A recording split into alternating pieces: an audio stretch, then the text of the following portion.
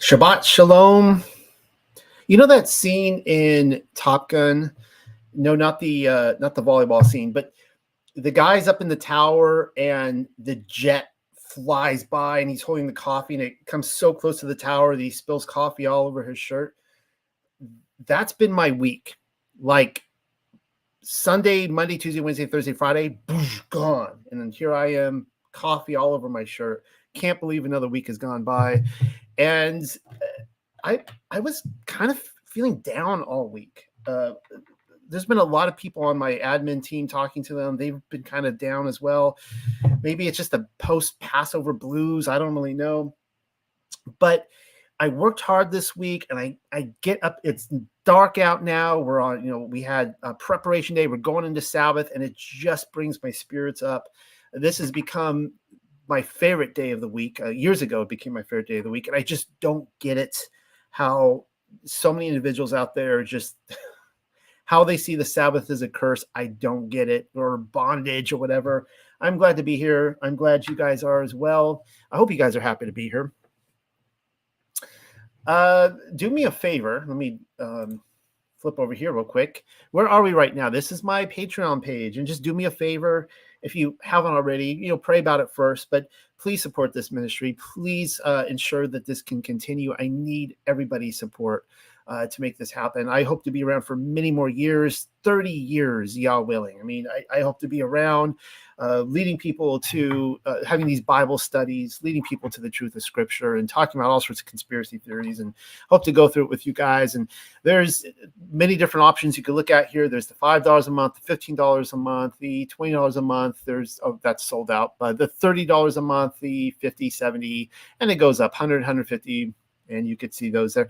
And of course, the great thing about Patreon is that because we are a book publisher, we give coupons out every month equaling what you give, whether it's hundreds, whether it's 70, 50, whatever. And you can go back in the store. You can redeem those to get the latest books we have, my books, other people's books, ancient books, biblical material, all sorts of stuff. Yeah, guys, let's keep this ministry afloat and going at full capacity. I appreciate you. I appreciate all of you guys. All right, enough of that. Let's move on to more pleasant thoughts. And I will point this out before I get into this tonight. I showed this. I premiered this last week, but I didn't put it at the beginning of the video. This is here. Let me remove this comment here so you guys can see this. This is the 613. It's on the website. You can go to the Unexpected Cosmology right there right now under the Archives and Resource Material button. You're going to see this. And this is a great tool it takes up the whole screen. It's very big. It's going to adjust whether you have it should adjust to phones or whatever you have. And this is how you could, you hear about the 613 in the Torah and how does this work with the 10 commandments? And we show you here, it separates here from the first 5 commands, love God or love Elohim. And the second set of 5 commands, love others, love your neighbor. And you can look in here honor your father and mother right here. The 5th command, you click on this and boom, all the different commands, all of that apply to of the 613 to that command in the 10 come up and you can look at it. You can play around and there's number 602 from Deuteronomy chapter 7. Do not allow your son or daughter to marry a God worshiper or a worshiper of false gods, right? And you can just go through and see how the Torah itself, the 613, is all applicable, how it all falls under the 10 commandments. In other words, they are a way, it's Yah telling us, okay, you want to keep the 10? Here's how you do it. Here's how you specifically do it by following these 613. So have fun with that. It's an intended tool for newbies to the Torah curious, as well as the aficionados and the experts out there, and send it to your family and friends. We are in, I think, week 31 of our Torah portions, if that is important to you. Of course, it's Leviticus chapter 21. We are almost through Leviticus. We've got a couple more weeks left. And it was lunchtime today. And I go downstairs. My wife, calls up lunch, and I go downstairs, and I'm just like, oh man, this is hard this week. And she says, you say that every week. I'm like, I know I said that every other week, but it is hard this week. Leviticus has been of any Bible study I've ever been a part of, this has been the most challenging to go through. A lot of blood, a lot of clean and unclean laws, all sorts of stuff. But it has challenged me to really push myself, and hope, and all glory to Yah. I hope he's getting the glory for this. And I hope you guys are learning as well through this process, or being challenged through this process. So let's get right into this. Now, last week, we saw in chapter 19 that there was this, it was almost like a change in the book, where there was a sudden call to holiness. Not that the whole book has been a call to holiness, but there was a heavy call all through 19 and 20 to holiness. And of course, the idea was, as we've been seeing, that they're getting ready to go into Canaan.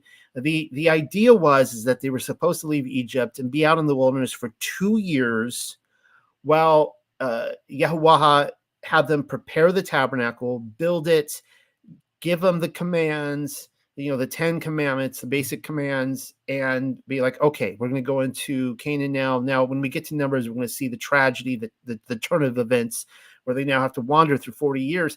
But they're getting ready to go into Canaan. And he's like, okay, you need to be holy. You need to be set apart, because you're going to go into some very dark territory. You're going to see some things that, hide your wife, hide your kids type of stuff, right?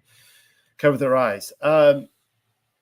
We saw that we want to make a name for Yahuwah and not for ourselves. And that's one of the big temptations in life, in movements, all sorts of stuff, where the opposite would be the kingdom of Nimrod. And, the kingdom of Nimrod was, let us make names for ourselves, not for Yah. He separated the different inheritances with Ham, Shem, and Japheth, and, they all gathered together. I showed you the harvest gleaning commands, as was shown in Ruth. That was kind of a fun little read, little romantic read. I showed you, of course, the 613 and how it played out in Leviticus. There was a lot of commands, like 30 or 40 of those commands just in Leviticus 19. It was very overwhelming to go through it all. I barely even scratched the surface in 2 hours. We saw a big emphasis on loving your neighbors. We'll see that again tonight. So it's kind of interesting. He's like, okay, you're going into Canaan, and I don't want you to do anything that they do. Like they're like, if I see you doing what they do in this camp, like, you're going to be cut off. Oh, but by the way, you need, don't turn a blind eye to justice either. But by the way, you need to love your neighbors. Kind of interesting. I showed you a lot with mixing seed. And the big discovery for me that I really got excited about was the first time that I really felt like I internalized this idea that the tree of knowledge was a mixed seed tree. It was good and evil, right? All the other trees were just a singular fruit, and that was good and evil. I talked about mixing animals. I showed you Genesis 6, about mixing different breeds, but really I wanted to take this more into a esoteric, or a kind of a spiritual law territory, and show that mixing animals refers to becoming like an animal. And we don't want to associate with people who are animals, act like animals, or we ourselves act like animals. We saw the mixing of fabric, and I showed you the exception with the tzitzit. And I think I made the point, if I'm not mistaken, about mixing fabric, how it is kind of a sign, as well as not having fellowship with dark and light. I think I made that point. I talked about the rounding head and the marring the beard, and I felt like I kind of tripped over that a little bit. So I'm going to be touching on it again tonight, luckily, because it covers it again. I felt like I didn't really get my point across. So luckily, Leviticus has given me a second chance. And then we had the very unpleasant passage about intercourse with animals. But I showed you, of course, that there's another kind of intercourse that is with humans, but it's still like kind of a bestiality type thing. So basically the idea is if you have never had intercourse with a giraffe, congratulate yourself, right? Good job. You've kept the letter of the law, but we can take everything down to a deeper spiritual level and show that this kind of bestiality can also be transferred to human activity. All right, so last week, again, we saw a call to holiness, and this was in QURA, or Leviticus chapter 19, 1 and 2, and it said this, and Yahuwah, the ever-living, set words in order toward Al-Mashahah to declare, set forth words toward the congregation of the sons of Yasharel, and declare toward them, you shall exist as Kudashayam, set apart ones, for I am Kudash. I am Yahuwah, your Allahaya. And of course, we saw it again here. I counted up how many times it said, I am Yahuwah. I am holy. I am set apart. So you be too. I can't remember how many times I counted that up. So let's look what we're going to be looking at this week. In chapter 22, verse 31, it says this. And you shall guard my Matawath and fashion them. I am Yahuwah, the ever-living. And you shall not profane my Kudash name, but I will be regarded as Kudash in the midst of the sons of Yasharel. So we're going to see a kind of, we got it last week that Yahweh is set apart. He is holy. He is Kudash. But the emphasis, I'm sorry, I need more coffee. I'm not ready to go yet. The emphasis is going to be that if you're not being obedient, if you're not being holy, then you are profaning the name of Yahweh. If you claim to be in a covenant relationship with him, a lot of people, they try to slip out of this saying, well, I'm in the new covenant. The new covenant is different. I can not profane his name and not be holy. It's okay. And it's like, no. Come on now. I find it amazing. I was telling my group before we got started on Discord, please come by to Discord too. I really enjoy the company over there. I love talking to you guys. I find it incredible that there is no shortages of excuses for individuals who say they don't have to be obedient, right? Because they're in the new covenant. And the new covenant apparently is just abstract, kind of make up your own rules. There aren't really specifics. I mean, if you ask them for specifics, like, definitely not specifics like we see in the Torah. And if you go that route, you're essentially trying to tell people to believe in the Bible, but 95% of it is not true. It's no longer true. It's no longer applicable, but believe in the Bible. Even though I would say 100% of the Bible, but I'm just giving them the benefit of the doubt that they can have Paul's letters. I would say 100% of the Bible is now not true anymore, but let's just give them the benefit of the doubt. That's just some serious, it's a headache of cognitive dissonance. Now, when we live lives according to Yahweh's commandments, our lives reflect his holiness, right? That's now we want to be holy, but we want to reflect his holiness, right? It's not so that we ourselves can be holy. Does that make sense? It's because he is holy. We live holy lives because he is holy, because we love who he is. We love his character. And we want to say we want to model ourselves after our Father in heaven and his Son in heaven. Now, the words profane or defile occur 13 times in the chapters we're going to read tonight, 21 through 24. Now, others have counted 12. So maybe I counted wrong. I kind of did a double take on it. I counted 13.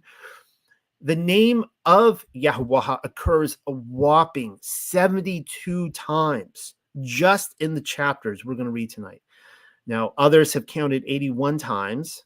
I don't know why I'm miscounting everything tonight. I gave you what I counted, 72 times. Maybe it's 81, but either one, that's a lot of times his name is mentioned. Of course, that's the other thing that irks me. This is my time, so I guess I'm going to tell you guys, it really irks me that there's apparently 7,000 times that Yahuwah, or if you want to say Yahuwah, is mentioned. His name, he puts his name in canon. We're just talking canon at this point, not even the books that didn't make it in the cut. 7,000 times, and it's been replaced with the Lord. And I get comments all the time. That's my biggest criticism that I get from people. People go, Noel, you're a great researcher. We like your work, but it's embarrassing and we won't share it. Some people actually say that. They say it's embarrassing we won't share it because you use the names. And you need to just say the Lord. And it's like, I thought we were supposed to be truthers. I thought we were supposed to be pointing out the truth to people. And doesn't it bother you that his name has been removed? That's a conspiracy right there. 7,000 times, ladies and gentlemen. That is quite the conspiracy. This is Psalm 2. Psalm 2:2. The kings of the earth conspire against, not the Lord, against Yahuwah. And that should cause all of us to turn our heads. And, whether or not one person pronounce it one way or another, that's a side issue to the fact that we want to declare his name. We want to say, this is his name. He declares it. Why should we be ashamed of his name? I think that's a spiritual issue. I think that if we are ashamed of his name, of declaring his name, that is, we need to check ourselves before we wreck ourselves. All right, let's just get right into it tonight. And Yahuwah, there it is. And Yahuwah, the ever-living, declared toward Al-Mashahah, speak toward the sons of Aaron and declare unto them, for the Nephash, he shall not become polluted among the people. Now, this is talking about dead people, the soul of a dead person. He shall not become polluted among the people for the dead soul. If conditionally for a blood relation near unto him, for his mother and for his father and for his son and for daughter and for his brother and for his sister, the Bathu Yoah Laha, that is near unto him. Let me, I know what this means, but let me just read it here. A woman who is separated or secluded from sexual intercourse, like Betula. And we've been over this a lot in this group. Which exists without husband, for her he may become unclean. And this is talking about the sons of Aaron here. He shall not defile himself as a Baal. Actually, let me look at that word real quick. A master or professor. What does it say in the King James? It says a chief in the King James. He shall not defile himself as a Baal or a chief or a professor, like Gilligan's Island, the professor, I guess, among his people, to profane himself. They shall not make smooth, becoming bald on their head. The corners of their bearded chin they shall not shave off, and they shall not cut incisions in their flesh. He will exist, Kudashayam, unto their Allahayah, and he shall not profane the name of their Allahayah, for the fire offerings of Yahuwah and the bread of their Allahayah they do bring near. Therefore, they shall exist Kudash. Okay, so this is kind of interesting here. Now, I'm going to be talking tonight because we talked about the Levite priest a lot, and this is speaking to Aaron's sons. But I will be showing that it seems like the rules are applied to the Melchizedek priest too. And what are we called to? We're all called to be priests. You guys know I say that a lot. It's one of the themes of Leviticus, of course, and Exodus, that we're all called to the priesthood. Now it says, we just read, there shall none be defiled for the dead among his people, for his kin that is near unto him. Well, so the idea is that if you're going to defile yourself with a dead person, right, become unclean, you're burying them. They died. It's terrible. Everybody dies. You got to bury them, right? You are given permission to go, touch a dead body and clean it up and get it ready for burial. It's assuming that obviously you're not going around, touching dead bodies all the time, right? But it's for the kin, the near kin. And I want to point this out. This immediately came to my attention. You guys know I've covered this a lot. So this is in Bezorah Yochanan, the Gospel of John, and it says, and there stood by the cross of Yahusha his mother and his mother's sister Miriam, the woman of Akav, and Miriam of Migdal, the three Marys right there. When Yahusha therefore saw his mother and the Talmud standing by whom he loved, and said unto his mother, woman, behold your son, or I guess the Greek word there would be Hios. You can see it right there. I put it there. Then said he to the Talmud, behold your mother. And from that hour, the Talmud took her unto his own home. Now, this is kind of interesting because there's kind of a play on words here. Everyone assumes that the disciple whom Yahusha loved was John or Yochanan, but it never mentions him here. It mentions the three Marys. It says there's three Marys, and they're all related to him. His mother, his aunt, and Miriam of Migdal, And he turns to my the way I read this is he turns to one of those three and he says, here's your mother. And of course, I believe that the disciple whom he loved was Mary of Magdala. And I just want to point out that this Greek word, it says right here in Strong's that it equally refers to female believers. All right. And it's one of those things where when it says the disciple whom he loved, the disciple will often be called he, but it's just the translator saying that. They don't want to call the person an it, but it could very equally be a woman. It doesn't have to be a man. So then we see this here in Matthew, switching over to another gospel. It says, as evening approached, there came a rich man from Arimathea named Joseph. Now, Joseph is, as you guys know, probably either Yahusha's great uncle, or I am swayed to the opinion that it's actually his grandfather. Either way, doesn't matter to me. He's a relation who had himself become a Talmud of Yahusha. I think he started out as caretaker and he became his disciple. How awesome is that? The student became the teacher. Going to Pilate, he asked for Yahusha's body, and Pilate ordered that it be given to him. Joseph took the body, wrapped it in a clean linen cloth, and placed it in his own new tomb that he had cut out of the rock. He rolled a big stone in front of the entrance to the tomb and went away.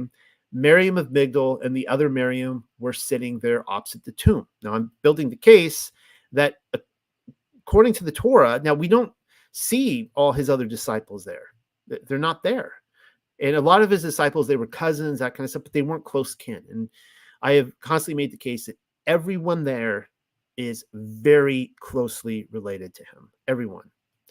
And we see this last quote here in Bezorat Kifa, the Gospel of Peter. You guys know this is an absolute favorite of mine. Wrote a whole commentary on it. One of the most exciting writing experiences and research experiences of my life. And at dawn upon Adonai's day, Miriam of Magdala, a disciple of Adonai. So right there, we have a source saying that she was a disciple, just as Joseph of Arimathea was a disciple according to the canonical Gospels. It wasn't just 12 disciples. Fearing because of the Yahudim, since they were burning with wrath, the Yahudim were burning with wrath, had not done at Adonai's sepulchre the things which women are wont to do for those that die and for those that are beloved by them. And that right there, it's accrediting her not only to the disciple of Adonai, but his beloved disciple. She took her friends with her. So the context there is Miriam of Magdala, because the friends are separate, right? She took her friends with her and came to the sepulchre where he was laid. All right, let's keep reading. Oh, no, we got this wonderful. Is this not an epic beard or what? This is a rabbinical Jew, but just he could be any nationality. That's an epic beard right there. I mean, imagine that thing flapping in the wind. I would buy this guy a beard just to sit down and talk to this guy and look at this guy's beard.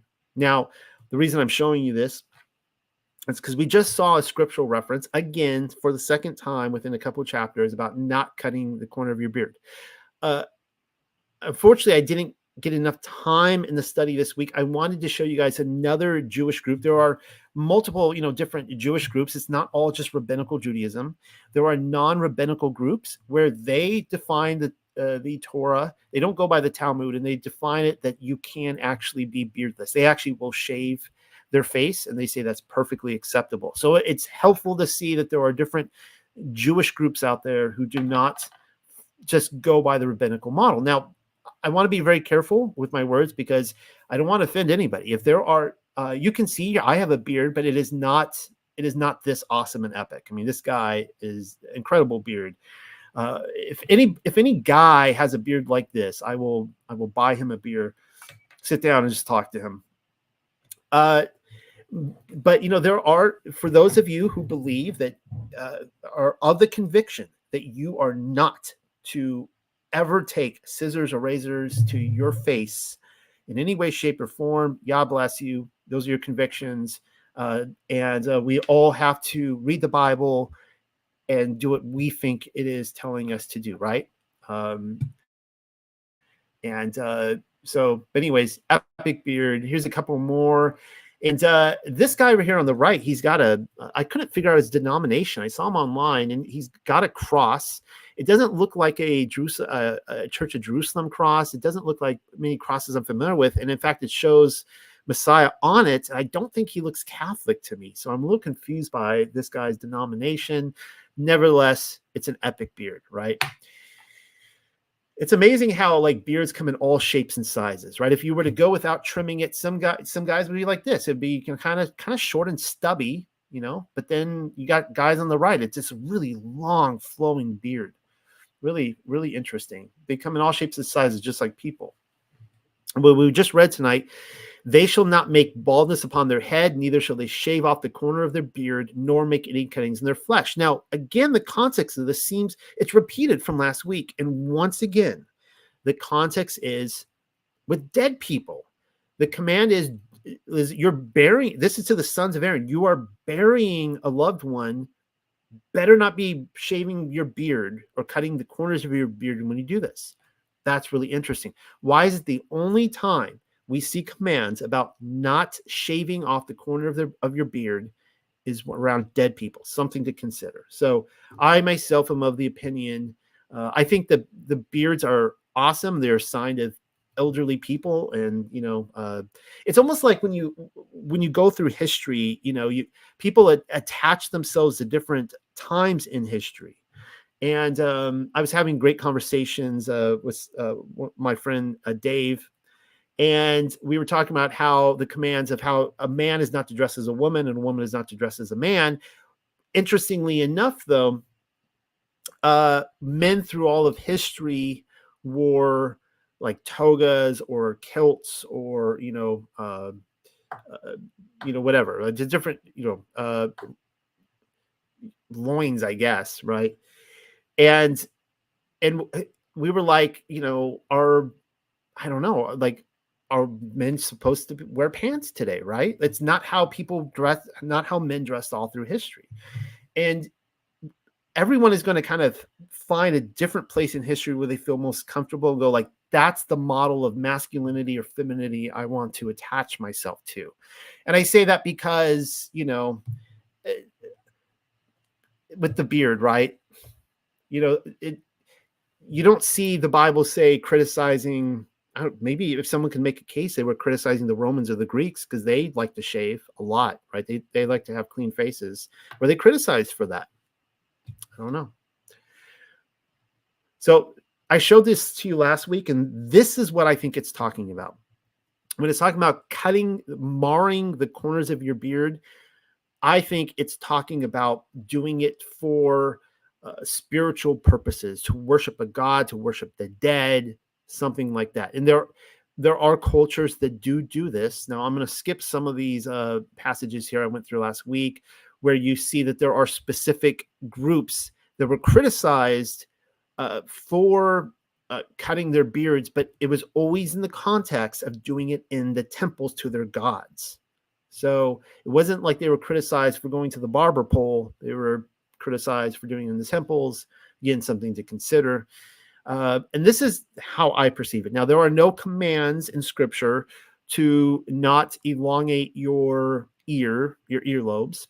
These are the Aztecs doing it. You also see it with the Maasai culture. Nor are there any commands in Scripture not to elongate your neck. Though I am highly suspicious, at the risk of someone saying I'm adding to the law, no, I don't think I'm adding to the law. I think I'm spiritualizing the law. I'm trying to get to the root of what is Yahuwah saying here. All right. I would imagine that if the Canaanites famously marred their face, maybe they pulled their lips out, maybe they stretched their necks. Here with the Aztecs, we saw that if you dig into this, you will find that they actually pulled their ears down in order to connect with their Alahayam and the Ruachs, the spirits, with the spiritual realm. Well, it's the same historically with the stretching the necks as well. It was for protective powers, for symbols of divinity, things like this. This is like a godlike status. I would imagine that if this was happening in Canaan, that Yah would say, hey, you know what? Don't stretch your necks. I don't want to see you doing that kind of stuff. And the reason being is that we are called to be priests. We are to have, our bodies are to be temples, right? And I think that's what I'm getting at here is I think that's the spiritual undercurrent in all of this. at the risk of offending someone, and I don't want to, I feel like if Yah is saying that all of your hair on your body, you better not touch it. Don't groom yourself because then you're not holy. I feel like that's a little superficial. I don't think that's what Yah is truly saying. I think you can groom yourself. I think you can groom your hair on your body. You get into the Talmud, they'll take this to an extreme where guys had better not even be caught trimming their pubic hair because that is an ungodly thing to do. And it's like, really? Like, seriously? Like, can't trim anything? So I just think that's a little superficial. I think it's really our motivation and, who we're serving and for what purpose. And of course, I showed this last week with the elongated skulls. And clearly this is a connection to the spiritual realm, probably a Nephilim, Anunnaki kind of, history to this. Rounding the skulls. All right, let's keep reading. Douglas, I've seen pictures of you and it looks like you have an epic beard, and I will buy you a beer we're on the opposite ends of the US, but if we meet, I will buy you a beer so I could sit down and maybe you'll let me just like stroke your beard or something like that. A woman who is a prostitute or defiled, he shall not take for himself, and a woman carried off or driven out from her man, he shall not take, for he is kudash unto Allahiyah. And you shall set him apart, for he brings near the bread of your Allahiyah. Kudash he shall exist unto you, for I, Yahuwah, am kudash, which sets you apart. And the daughter of a man who is priest, if she defiles herself through fornication, she has defiled her father. She shall be burned with fire. Now, the context here is, I think Yahuwah is still speaking or having Moshe speak to Aaron and his sons, right? So we're talking about the Levitical priesthood, but are we? And I'll be taking you through that and showing that I think there's more to this. This is where I've said in the past that, there's 613 laws to the Torah. They don't all apply to us. I mean, it's the analogy if you step onto an airplane and there's flight attendants and there's the captains and there's mechanics and there's the marshal, right? Usually undercover, and there's the passengers, and everyone has different laws that they abide by. As a passenger, you're not abiding to the captain's laws or vice versa. It's like that with the Torah because, you have to ask, are you a landowner? Do you own animals? Are you a menstruating woman? Or are you a man? Are you a Levite priest? All these different things. They may not necessarily apply to you, but on a spiritual level, I think it's all applicable. Well, let's keep reading. And the great priest among his brothers, upon whose head was poured the anointing oil, and whose hand was filled to be clothed with garments, his head he shall not unbind, and he shall not rend his garments. And toward any dead nephash he shall not come, even for his father or for his mother. He shall not defile himself. And out of the makudash of his Allahiyah he shall not go forth for the nazar oil. Let me see what Pamela put here for the nazar oil, the consecrated head. The consecrated head oil of his Allahiyah is upon him. I am Yahuwah. And he shall take a woman in her bathu yulah, Betula, right? We went over that, kind of a woman who is set apart sexually. She may not be a virgin, but she is set apart. A widow or one driven out or defiled by fornication, these he shall not take, but conditionally a bathu yualaha from his own people he shall take as woman. And he shall not profane his seed among his people, for I, Yahuwah, the ever-living, do consecrate him. Now, quick comment on this, because we've talked about this theoretically. Pamela, I believe, if I can be her spokesperson, if I am quoting her correctly, and I think I am because we worked together to look into this Betula research, is that a woman can become a Betula again after being in a sexual relationship, after being married. You can be set apart again.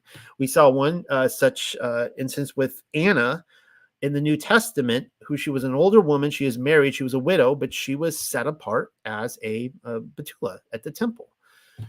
And so it's kind of interesting here if this theory is correct, because it's saying that a Levite priest is not to take a one who is driven out or defiled by fornication, but he can take a betula. So something to think about. All right. And I will say too that one more thing about the Torah, and I went over this a few weeks ago. Again, like people are like, well, you can't sacrifice animals anymore, so you can't keep the Torah. And it's like, well, wait a second here. I thought we were supposed to be living sacrifices every single day. I thought we were supposed to pick up our cross and follow Mashiach. That's like it's throwing ourselves down on the altar and saying, I am going to die daily. I'm going to be that sheep. I'm going to be that goat. I'm going to die daily. And that fire in there is the Ruach HaKodesh. And I'm going to keep it burning. You got to keep it going. You don't want to quench that fire. This is what we're talking about. This is why the Torah applies to us. All right. Well, who do we have a picture of here? It's that of course be Tamar and Yehuda. Why am I bringing this up? It's interesting. He doesn't recognize her, and it's almost like the Batman rule here. He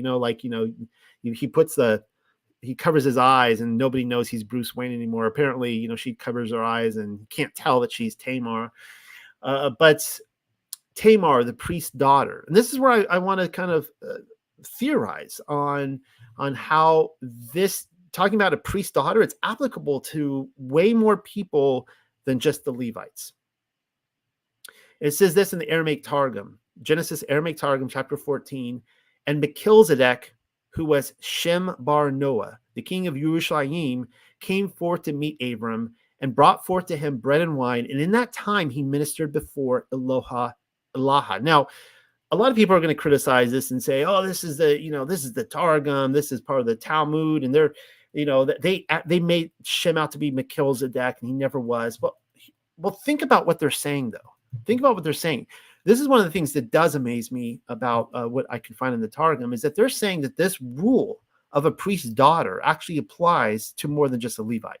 They're saying that Shem was a priest. He was the Melchizedek. So according to this, Tamar was his daughter, and if she committed adultery, she would be burned with fire.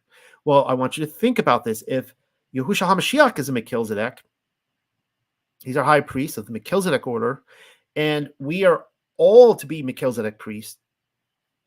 What does that say for our daughters? Keep your daughters pure, right? Keep them pure. And you do not want them becoming adulterous or fornicators, right? All right, so I'm going to show you this quote here. I'm going to read through really quickly. This comes from the Travels of Noah into Europe, and I don't get to quote from this book enough in this study, so I'm always excited to do so. And it says this, and now also it shall be fit to revert our history into the two young children of Ham, Zerostes. Of course, Ham, the son of Noah, who continued the line of Cain, which excelled in all good parts and virtuous inclination as their father abounded in the contrary.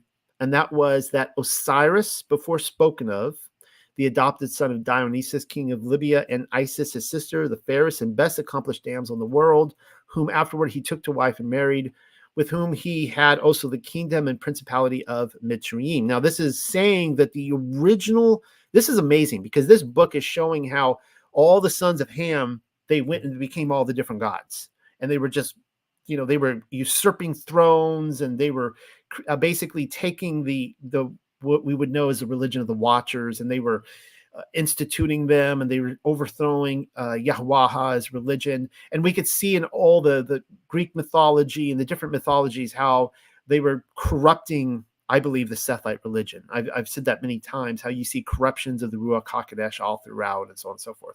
But according to this, the original Osiris and Isis were actually a good couple. They were a very righteous couple. Kind of interesting, since we see Isis is naughty everywhere, and the eye on the $1 bill and all that kind of stuff. These two now newly espoused, he being of 80 years of age and she about 50, and yet our author is Berosus termed them very youthful, began to apply themselves to the study of the nature of herbs and to finding out of planting, tilling, and sowing of corn, which afterwards they instructed their people in, and showered the use to their neighbors dwelling in Palestine. So it's saying, you know, they were he was king of Egypt, king and queen, and they were they were teaching the people of Palestine at this time how to till and plow, of which ruled King Governor Shem, surnamed Melchizedek, who was the first that ever offered bread and wine unto Allahayam. From thence Osiris passed into Mitzrayim, and there also very painfully showed them the manner of tilling and agriculture, as likewise the poet Tibullus speaketh thereof. All right. Now, the reason I quoted this to you is to show you that a Talmudic Jewish tradition that's a very old source claims that Shem was also Melchizedek. Just something to throw in the stack of evidence. I always like when I see cross-referencing with Christian traditions and Jewish traditions. All right, so getting back to the Aramaic Targum, it was kind of interesting too to see Melchizedek was, according to that, actually friends with Osiris and Isis, and they were good buddies, and they were all righteous together. It was only after Osiris and Isis died, specifically Osiris, that it all went downhill, and they were basically capsized, or the controllers came in, that the children of Ham, and they made them into gods and mystery rites and all that kind of stuff. So getting back to the Aramaic Targum, it says this about Tamar: and Yehuda took a woman for his firstborn, a daughter of Shem the Great, whose name was Tamar. I'm not going to read you this whole story. Let's see if I can skip down here. You guys know the story. He has a couple naughty sons, the Beat brothers, and they refuse to plant a seed in Tamar. They spill their seed on the advice of their mother, who was a Canaanite. And so she has no offspring. They both die. There's a third son, according to Yehuda, which he does not hand off in marriage to Tamar, because he's afraid of losing his son, I think, if I recall the right passage. And anyways, she basically plays the part of a harlot in order to seduce him. And this is she gets pregnant. This is what we learn, verse 24 right here. And it was at the time of 3 months that she was known to be with child. And it was told to Yehuda, saying, Tamar, thy daughter-in-law, hath committed fornication, and behold, she is with child by fornication. And Yehuda said, is she not the daughter of a priest? Let her be brought forth and burned. So that's what we just read in Leviticus, that the daughter of a priest, if she commits fornication, adultery, she is to be burned. Kind of interesting. And keep in mind that this is Yehuda we're talking about, not Levi. Levi's a brother. And even if you want to argue that that the priesthood was with Reuben at that time and not with I have to look at the order of events if Levi got the priesthood at this time. This is a priest under Melchizedek, right? Under Shem. Now, I'm quoting this again for you guys to the point that it's a broken record. But unto me, you shall be a kingdom of priests and a holy nation. That comes from Exodus. That was the plan all along, right? That we would be a kingdom of priests. And then we see in Leviticus 19, you must not defile your daughter by making her a prostitute, or the land will be prostituted and filled with depravity. Isn't that interesting how there's a connection to the land? And I've taken you through and shown how the sin that causes people to be removed from the land or vomited from the land is always sexual, every single time. And I questioned, would Adam and Chawah, his wife Eve, would they have been kicked out of Eden had it not been for adultery? With the serpent, had it been any other sin that was non-adulterous. Now, there are some spiritual adulteries, of course. Could they have been forgiven and remained in the land? I think there's something about sexual sin, adultery. This is where Yahweh is a jealous Allahayam. He's not going to put up with that. So we know that Yashro became the whore, and then Yehuda became the poor. These are the children of the priests who were prostituted out, and they were removed from the land. So hopefully you can kind of see how this plays out to more than just Levi, I believe. Now, just to throw this out there, because I showed you the little Batman mask, how in the world did people ask this all the time? How in the world did Yehuda not recognize Tamar? Well, this is what it says in Testament of Yehuda. And after these things, while Tamar was a widow, she heard after 2 years that I was going up to shear my sheep, and adorned herself in bridal array, and sat in the city in Nam by the gates. For it was the law of the Amorites, and these are the sons of Ham, that she who was about to marry should sit in fornication 7 days by the gates. What an awful law. Reminds me of like Braveheart or whatever. But it's like, it's kind of interesting because we see what, again, it's similar to Yehuda's wife. He married a Canaanite, and she was really big about their seed. And she's like, I don't want you to have seed through Shem. Like, I want you to have it through Ham. So don't sleep with her, right? So it's really interesting. And I don't know why the 7 days. That's a whole study in itself, because we see that 7 is an interesting number. Whatever. It says, therefore, being drunk with wine, I did not recognize her, and her beauty deceived me. So there you go. He was drunk with wine. He did not recognize her. All right, let's keep reading.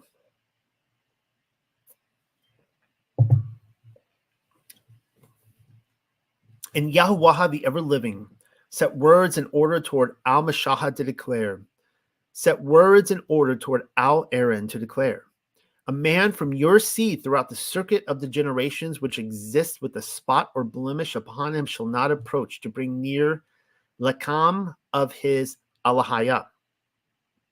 For any man who has in him a spot or a blemish, he shall not draw near, or perhaps a blind man, or perhaps a lame, or perhaps one who has a depressed nose, or perhaps an extension. What is an extension? Is that like a Pinocchio nose? What is that? Oh, there is the number 8 here. Let me go look at this real quick, what she puts here. A man who has a member too long, usually the ear. Okay. So it could be a Pinocchio nose, or perhaps a man who has exiting in him a broken or fractured foot, or perhaps a broken or fractured hand. That's kind of interesting. Broken hand. I mean, that's kind of easy to do, right? Or break your foot. Or perhaps a humpback, or perhaps a one who is emaciated or defective in his eyes, or perhaps having a scab or marred testicles. Don't you just love reading the Bible? Any man from the seed of Aaron the priest shall not approach to bring near the fire offerings of Yahweh the ever-living, who has in him a blemish.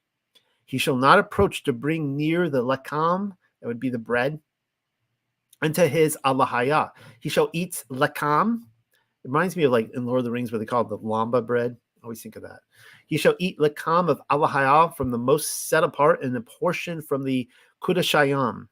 Certainly, toward the veil he shall not go in, and toward the altar he shall not approach, for he has in him a blemish, and he shall not profane my makudash, for I, Yahuwah the ever-living, do consecrate them. Now, I'm sure this is, of course, again, talking about the Levitical priesthood. They're not to go into the Holy of Holies, not to pass the curtain, not to go up to the altar. I'm somewhat positive that there would be plenty of work for them still to do. They just can't go up to the holiest of places. I'm sure there's plenty of floors to sweep, janitorial work, the cleaning, cooking, all sorts of stuff. I'm sure that they were still keeping very busy. And Mashal has set words in order toward Al-Aaron and toward his sons and toward all the sons of Yasharel. And Yahuwah the ever-living set words in order toward Al-Mashah to declare, set words in order toward Al-Aaron, toward his sons, that he, or Nazar, that would be to think of like Nazareth or Nazarene, and it's the root word of separating or consecrating yourself. If you take like the Nazar or the Nazarene vow. So let me read this again. Set words in order toward Al-Aaron and toward his sons, that he Nazar himself for the set apart things of the sons of Yasharel, and that he does not pollute my Kudash name, which they consecrate unto me. I am Yahuwah, the ever-living. Speak towards them unto the circuit of your generations, any man from all your seed that approaches toward the set-apart ones, which the sons of Yasharel has consecrated unto Yahuwah, the ever-living, and he has uncleanness upon him, that nefash shall be cut off from my face. I am Yahweh. Any man from the seed of Aaron, and he is a leper, or perhaps he has a flowing discharge, he shall not eat in the set apart things until the time that he is clean. And any man, and any who touch upon any unclean nefash, or perhaps a man whose seed of pouring out goes forth out from him, or perhaps a man who touches upon any swarmer, which is unclean to him, or perhaps upon Adam, he will be unclean to him, of all his uncleanness. The nefash that touches upon him shall be unclean, polluted, until Arab. That is the, does she put the note down here? She doesn't put the note down here. That's the evening, I believe, the evening. He shall be unclean until the evening, and he shall not eat of the Kudash ones unless, conditionally, he shall wash his flesh in water. And I go over this week after week after week. When you bathe, when you wash yourself, make it a spiritual ceremony. I mean, use it to pray, repent of your sins, and just think about the holiness, the set apartness of our Creator. Conditional and how we want to, of course, mirror. We want to reflect His holiness. Conditionally, he shall wash his flesh in water, and the shamash has gone down. Then he shall be clean, and after the shamash would be the sun, has gone down. Then he shall be clean, and afterwards he shall eat from a portion for the set apart ones, for it is his lekam. A carcass, or that which is torn in pieces, he shall not eat to make himself unclean in it. I am Yahuwah, the ever living. Now, specifically here, that's not saying that you kill the animal and then cut it up. It's, as you guys know, this is like roadkill, or you find it's a clean animal, but it has been killed by a bear or a wolf or whatever, right? And you see it there, it's been torn up. You're not to eat that. And he has guarded my observances, and he shall not carry sin upon him and die in them, for it would profane him. I, Yahuwah, do consecrate them. And any stranger who has turned aside from the way shall not eat of the Kudash. An immigrant of the priest or a hireling shall not eat of the Kudash. But if the priest acquires the nefash with his silver, he shall eat of him. And those born in his house shall eat of his lekam. And the priest's daughter, if she exists as a woman unto a stranger, shall not eat of the Kudash things. But the priest's daughter, if she exists as a desolate widow, or as driven out, and there is not offspring for her, and she has turned back toward her father's house, like in her youth. But all strangers who have turned aside from the way shall not eat of his lekam. It's kind of interesting there, because we did the study on the way, right? Yahushua HaMashiach is the way, the truth, and the life. The earliest believers, they were called the Nazarene, but they were also called the way, right? And of course, the way is keeping the Torah. So, but all strangers who have turned aside from the commands, being obedient, right, from the way, shall not eat of his lekam. And if a man eat of the Kudash in error, then he shall add unto him the fifth part, and shall give it unto the priest with the Kudash. And the sons of Yasharel shall not pollute my Kudash, that which he will lift up unto Yahuwah, and shall not lift upon them the penalty of sin in eating from their set apart things, for I am Yahuwah, the ever living, from consecrating them. General commandments regarding worship. And Yahuwah, the ever living, set words in order toward Al-Mashahah to declare. Set words in order toward Al-Aaron and toward his sons and toward all the sons of Yasharel, and declare unto them, any man of the house of Yasharel, or any from among the strangers in Yasharel, that brings near his gift for all his avowed sacrifice, and for all their spontaneous willing offerings, which they bring near unto Yahuwah the ever living, for an ascending offering. For you to be graciously accepted, it shall be perfect, whole, sound, a male from the herd, from the sheep, or from the she-goats. Anything which has a blemish, spot, or defect, you shall not bring near, for it shall not exist favorably accepted for you. A blind, or perhaps a broken in pieces, or perhaps a wounded, or perhaps one with a running sore, or perhaps one having a scab, you shall not bring near these unto Yahuwah the ever living, and shall not give of them as a fire offering upon the altar of Yahuwah. this is kind of like the equivalent of wearing your Sunday best, right? And it only makes sense that if, you know, if we're to be living sacrifices, you know, why is it any different for animals, right? Yahuwah doesn't want your worthless animal that isn't valued for anything. He wants your very best. And a bullock and a lamb that has anything extended or contracted, you may bring near as a willing offering. But for an avowed sacrifice, he shall not be graciously accepted. And the bruised and beaten, the crushed and the cut or perishing, you shall not bring near unto Yahuwah the ever-living, and neither shall you fashion him in your land. And from the hand of a stranger's son you shall not bring near the lakam bread of your Alahayah, for their disfigurement is on them. And from those with the defect in them shall not be graciously accepted. Now, you can see here, I spent so much time getting commentary on these things, and I didn't comment on anything in there. So maybe next year I'll cover that. And Yahuwah the ever-living set words in order toward Al-Mashahah to declare. And this is, I like how Pamela says this, the humane treatment of animals. So let me say this again, because we're transitioning to how certain clean animals, when we do not, they can be in the best order, but when do we not bring them for a sacrifice? And Yahuwah the ever-living set words in order toward Al-Mashahah to declare. An ox, or perhaps a lamb, or perhaps a goat, if he is brought forth, then it shall exist 7 days beneath its mother. Isn't that interesting? There's that 7 day again. And from the 8th and further, he shall be graciously accepted for a gift offering by fire unto Yahuwah the ever-living. So the 8th day is a reference to like circumcision, right? It's kind of interesting. You circumcise a child, that child becomes a living sacrifice in the circumcision, and the same thing, you enter the 8th day, and the animals are maybe they're unclean. The mother and the child are unclean, the 7 days, but on the 8th day they're clean, and you can then bring them as a sacrifice.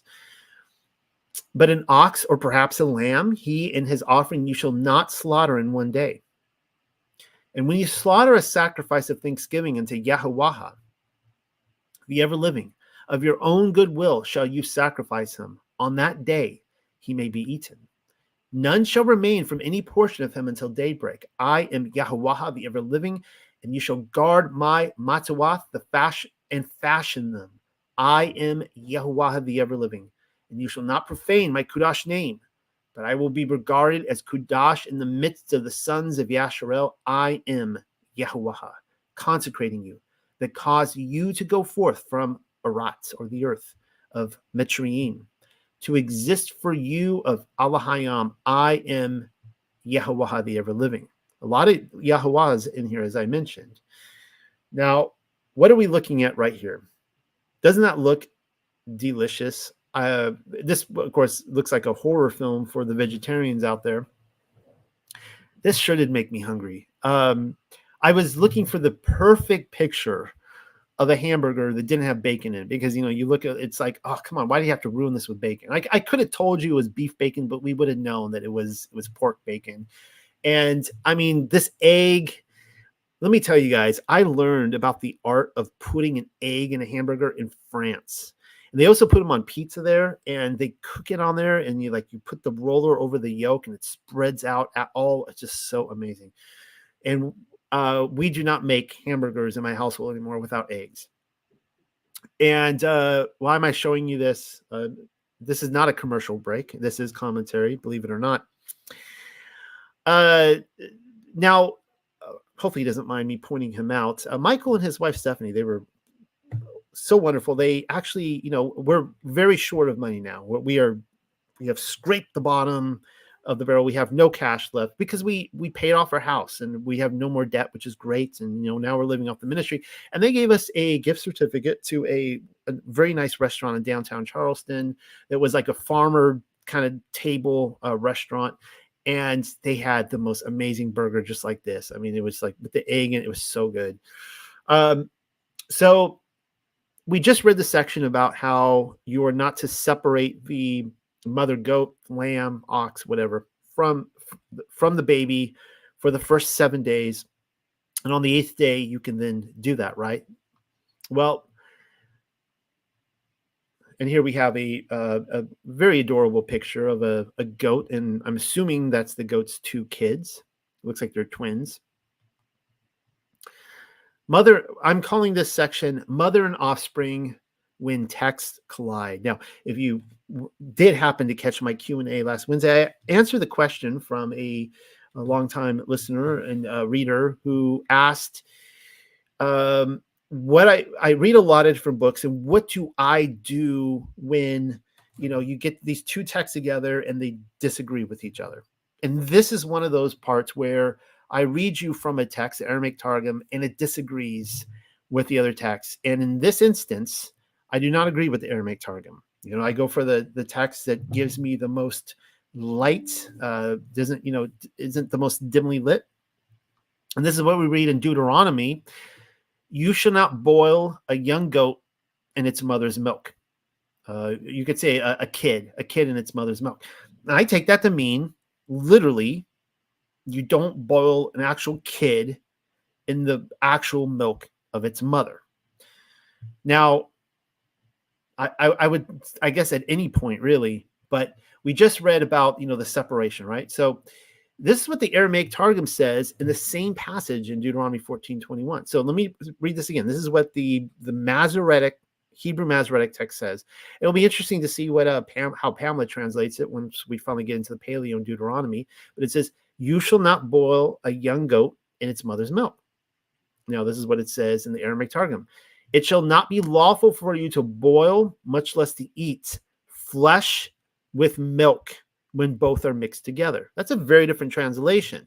This is why when we go up here, a cheeseburger is not kosher. Now, I'm telling you guys right now, I'm not thinking with my stomach. I actually went through a couple of years of really considering this and going, well, maybe we shouldn't have cheeseburgers. Maybe it is mixing, right? Mixing seed, maybe we shouldn't put dairy products and meat together. I could totally see Yahweh not wanting that. And if that is the case, then I will gladly give up cheeseburgers. I just don't think that's the case. And that's something that the Aramaic Targum does. I don't know at what point in the Aramaic Targum it ended up in there. I don't know if it was original to it or it came later. But that is one of the passages in there that is heavily criticized for agreeing with the Talmud. And I don't agree with the Talmud on that point. Let's see. The Aramaic Targum also says this in Exodus 34, verse 26. The best of the first fruits of your land you shall bring to the sanctuary of Yahuwah, your Elohim. You are not allowed to boil or to eat flesh and milk mixed together. So it actually gives that command earlier in Exodus, which I never see that in Exodus in the Masoretic. Lest my displeasure be kindled against you, and the fruit of your trees with the grapes and the branches and their leaves be laid waste together. But the proper context, I believe, for understanding what we're going to get to in Deuteronomy has just been laid out for us. It's kind of like the context of the beard, right? Yahweh doesn't want to see you going into a pagan temple and shaving your beard, or, because that somebody had died, that you shave your beard or you mar your face, right? Here's the context of this. An ox, or perhaps a lamb, or perhaps a goat, if he is brought forth, then it shall exist 7 days beneath its mother, and from the 8th and further he shall be graciously accepted for the gift offering by fire unto Yahweh the ever-living. But an ox, or perhaps a lamb, he and his offspring you shall not slaughter in 1 day. Right? Makes sense. You're even if the child, the kid or whatever is 8 days removed from birth, you're still not to kill them in the same day. Yahweh, for whatever reason, I guess I can do a whole study on why that is. He doesn't want them killed on the same day. That's the idea of do not cook the kid in the milk of the mother. All right, let's keep reading. And Yahweh the ever-living set forth words in order toward Al-Mashahad to declare, set forth words in order towards the sons of Yasharel, and speak toward them. You notice here how it doesn't say speak to the Jews. I don't know, someone out there needed to hear that. They're always like, I don't have to keep those. I'm not Jewish. Well, he doesn't say that. He's not talking to the Jews. Well, he is talking to, the Jews are one tribe, one of the 12. Actually, there's 13 of them. But we'll be talking a little bit about the commands here are given to Yasharel. And if you claim that you're in Yasharel, and that's a problem then if you don't want to obey these commands. The commands are always to Yasharel. I would be interested to see if there's any commands that are just giving to Yehuda. There's commands given to the Levites. The appointed times of Yahuwah, the ever-living, which you shall call out unto them, a kudash calling together, recitation and reading these. These are my appointed times. What are we supposed to do at the appointed times? Recitation and reading. I like how Pamela put that in there. This is one of the things that a few years back I got criticism for giving like conspiratorial pieces and things like that on Sabbath, and they scolded me for it. And I started thinking about it, and I was like, yeah, you're right. The Sabbath is a set apart day. On this day, we're to focus on learning. We are to reflect the holiness of Yahuwah by learning more about him. Looking into a mirror and seeing the reflection of the Father, seeing the reflection of Yahuwah in there. 6 days you shall fashion prescribed work of service. And I take that to mean that, we're not to be lazy. Like, we're to work 6 days. But on the seventh day is a Sabbath of Shabbat Thuwan, a Kudash calling together, recitation, reading. For 6 days you shall fashion any prescribed work of service. But on the seventh day is a Sabbath of Shabbat Thuwan. You shall not fashion any prescribed work of service. It is a Sabbath unto Yahuwah the ever-living in all your places of habitation. These are the appointed times of Yahuwah the ever-living, my Kudash calling together, which you shall call out unto them in their times. So he just went through the Sabbath day, how important that is. Now we're going to go through all 7 of of course, there's, the very word Sabbath has 7 in it, right? It's a cyclical repeated every 7. And now we're going to be going into the 7th feast. In the first Kadash, on the 14th of the Kadash, between Arab Bayam, and we saw the word Arab earlier, but here it's dusk. That is between the departure of full dark until the daybreak, and between sunset and the onset of full dark. Where was I? So in the first, let's see, between Arab Bayam is the Pesach, or the Passover, unto Yahuwah. On the 15th day of the same Kadash, if the Chag of Ha Matzawath, I'm sorry if I'm butchering these words, Pamela, unto Yahuwah. 7 days you shall eat unfermented bread. I'm sure Pamela is she's like, my beautiful translation. Like every week she's probably crying as I'm reading this. On the first day he shall exist to you a Kudash ha QURA. And that is, let me get that for you. That is literally a set apart calling out. So on the first day he shall exist to you a set apart calling out.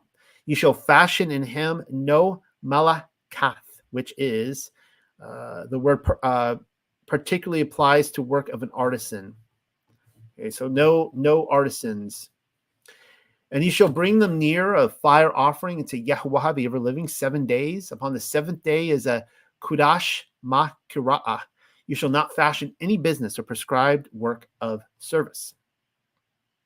And Yahuwah the ever-living set words in order toward Al-Mashahah to declare, set forth words in order towards the sons of Yasharel, and declare toward them, if you come towards Ha'aratz, which I will give unto you, and reap her harvest, then you shall bring them near Ath on Emor, of the first fruits towards the priest, and shall wave the Emor to the face of Yahuwah the ever-living, for your acceptance from the day after the Sabbath. The priest shall wave him, and you shall fashion on the day of your waving the Emor, and a lamb, perfect, whole sound, a son of the year for an ascending offering to Yahuwah the ever-living. And his gift offering shall be 2/10 parts of fine flour or meal with oil poured over, a fire offering unto Yahuwah for a sweet aroma. And the drink offering shall be 1/4 of a hayan, And you shall not eat lakam, there's the bread again, or roasted grain or fresh corn until that bone of the day when you bring near the gift offering into your alahaya. These are the statutes for a time of long duration until the circuit of your generations. Now, remember when I went over my theory that statutes and ordinances are specific to the Alahayam, who you are in a covenant with, versus judgments, which are more kind of natural law, and they're all commands, right? So you're going to have commands in the Torah which are natural law, and those that are specific to Yahuwah. These are the statutes for a time of long duration into the circuit of your generations and all your places of habitation. And you shall inscribe upon your shapar. Let me see what this is. A lot of unique words in here. Military rolls or book. That's interesting.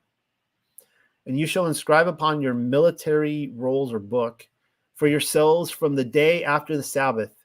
From the day you brought the waving of the wave offering, she will exist 7 Sabbaths complete until the day following the 7th Sabbath. You shall inscribe upon this shafar 50 days. Then you shall bring near a kadash, gift offering, unto Yahuwah the ever-living. From your places of habitation you shall bring 2 lakam of waving of 2/10 part of fine flour or meal. They will exist baked with chamats. A lot of words in here. Fermentation. They will exist baked with fermentation. They are the first fruits unto Yahuwah the ever-living. With the lakam you will bring them near 7 lambs, perfect, whole, sound, sons of a year, and 1 young bullock, son of the herd, and 2 rams. He will exist as his ascending offering unto Yahuwah the ever-living. And you shall fashion them 1 hairy goat for a sin offering, and 2 lambs, son of a year, for a shalom offering. And the priest shall wave over the lakam of the first fruits for a wave offering to the face of Yahuwah with the 2 lambs. He will exist kudash unto Yahuwah for the priest, and he shall cut out to them on the bone of this day. He will exist to you a makara kudash. You shall not fashion any work of service. This shall be statutes for all time of long duration in all your places of habitation until the circuit of your generations. And in your reaping the harvest of your land, you shall not completely finish the corners of your field when you reap, and you shall not gather the gleanings. You shall leave them for the wretched, poor, afflicted, and for the stranger. I am Yahuwah, your Alahayah. We just went over that, of course, last week as well. It seems to be very important to him to make sure we're taking care of the poor. And Yahuwah, the ever-living, set words in order toward Al-Mashahah to declare. Set words in order toward strong leaders of the sons of Yasharel to declare. In the 7th Kadash, on the 1st of the Kadash, he shall exist to you a Shabbathu one, a remembrance of Thura Yua Aha. You're killing me, Pamela. A Makura Kudash. You shall not fashion any prescribed work of service. You shall bring near a fire offering unto Yahuwah the ever-living. And Yahuwah the ever-living set words in order toward Al-Mashahah to declare, certainly on the 10th of the 7th Kadash shall be a day of Kafarayam. Let's look at that word real quick. It is the coverings. It shall, okay. The 7th Kadash shall be a day of covering, the coverings. It shall exist unto you a set apart calling out, and you shall afflict yourself. She puts the word here, anu yathum. Man, I wish I got that. I meant to show you what the Aramaic Targum says about afflicting yourself. And you shall afflict yourself, your nefesh, your soul. You shall afflict your soul. And I think in the Aramaic Targum, I think it says like to sleep on the floor and walk barefoot or something like that. I don't want to misquote it. But afflict yourself. And that's what I do.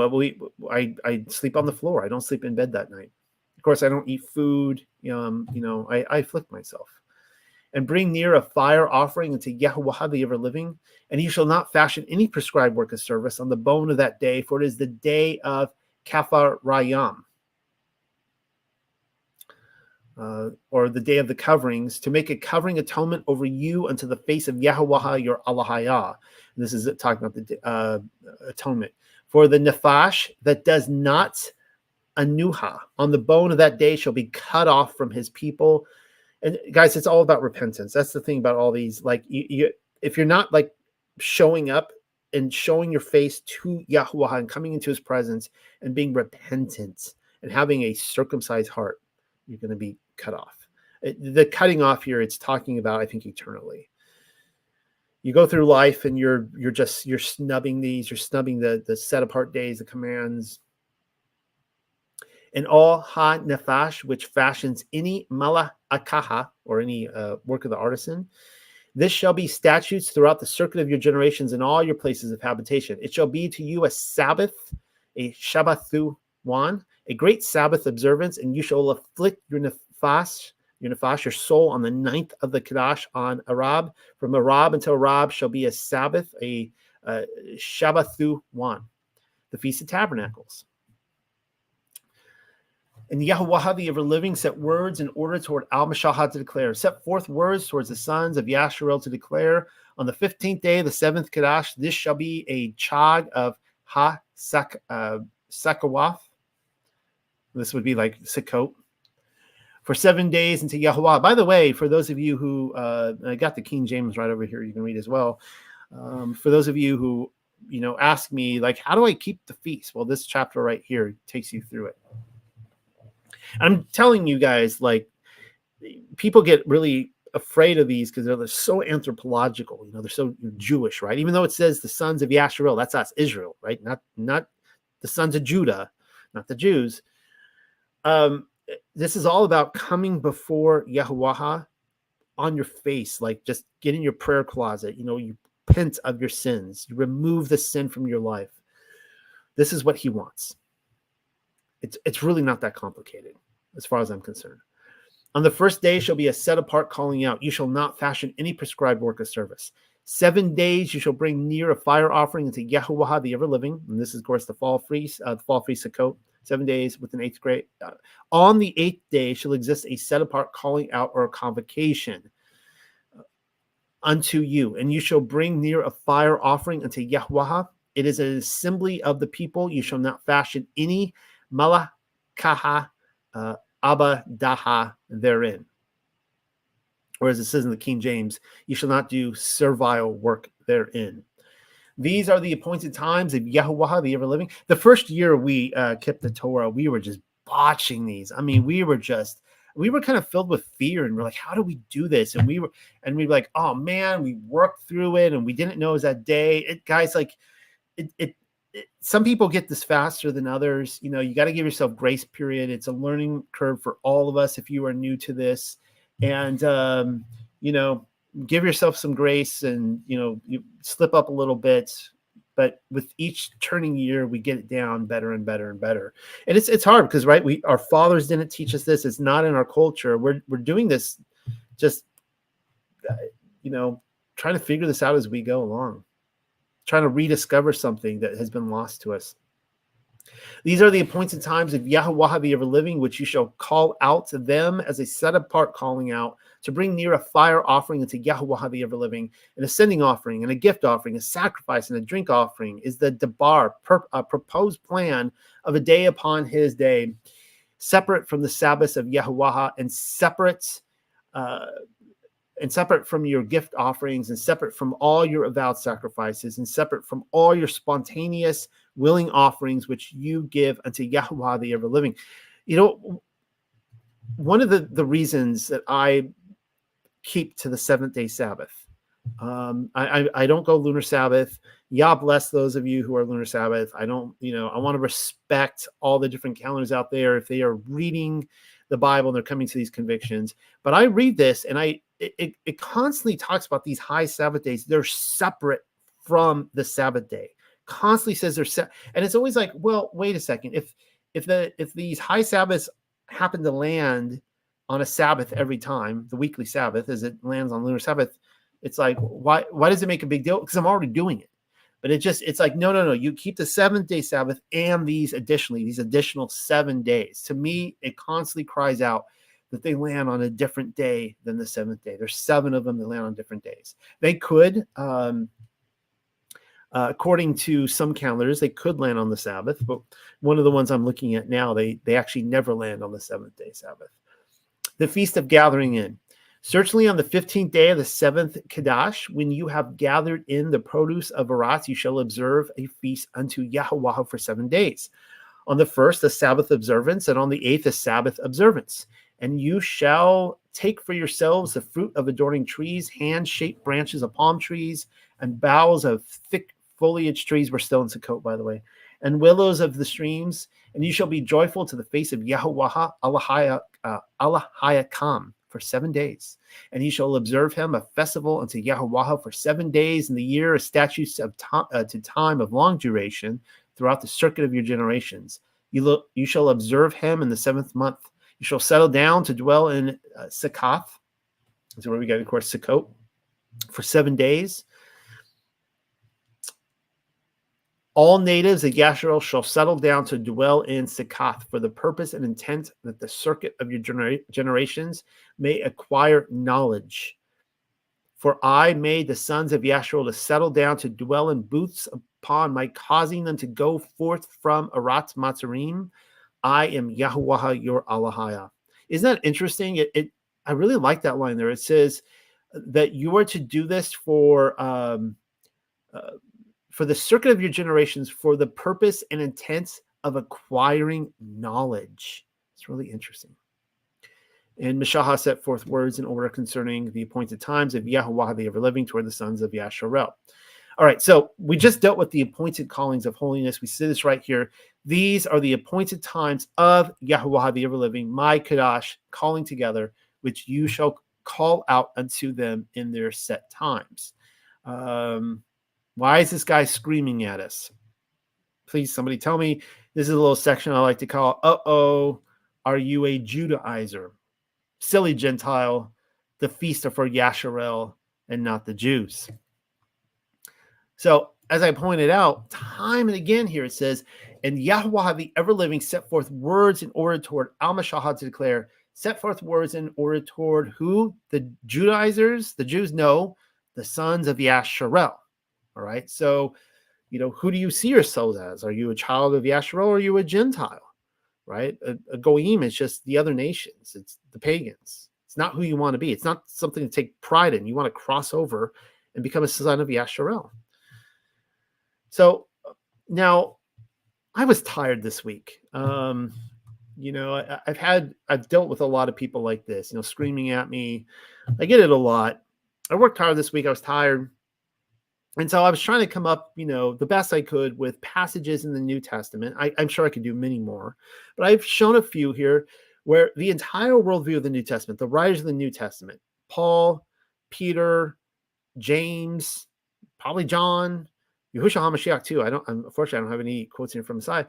They all believed that anyone who's grafted in or anyone who comes into the faith is grafted into Israel, right? That Yasharel had been divorced, they've been scattered in the diaspora, and that is who they were writing to. So let's see here. This is Ephesians. First quote is from Paul. And this is what he says.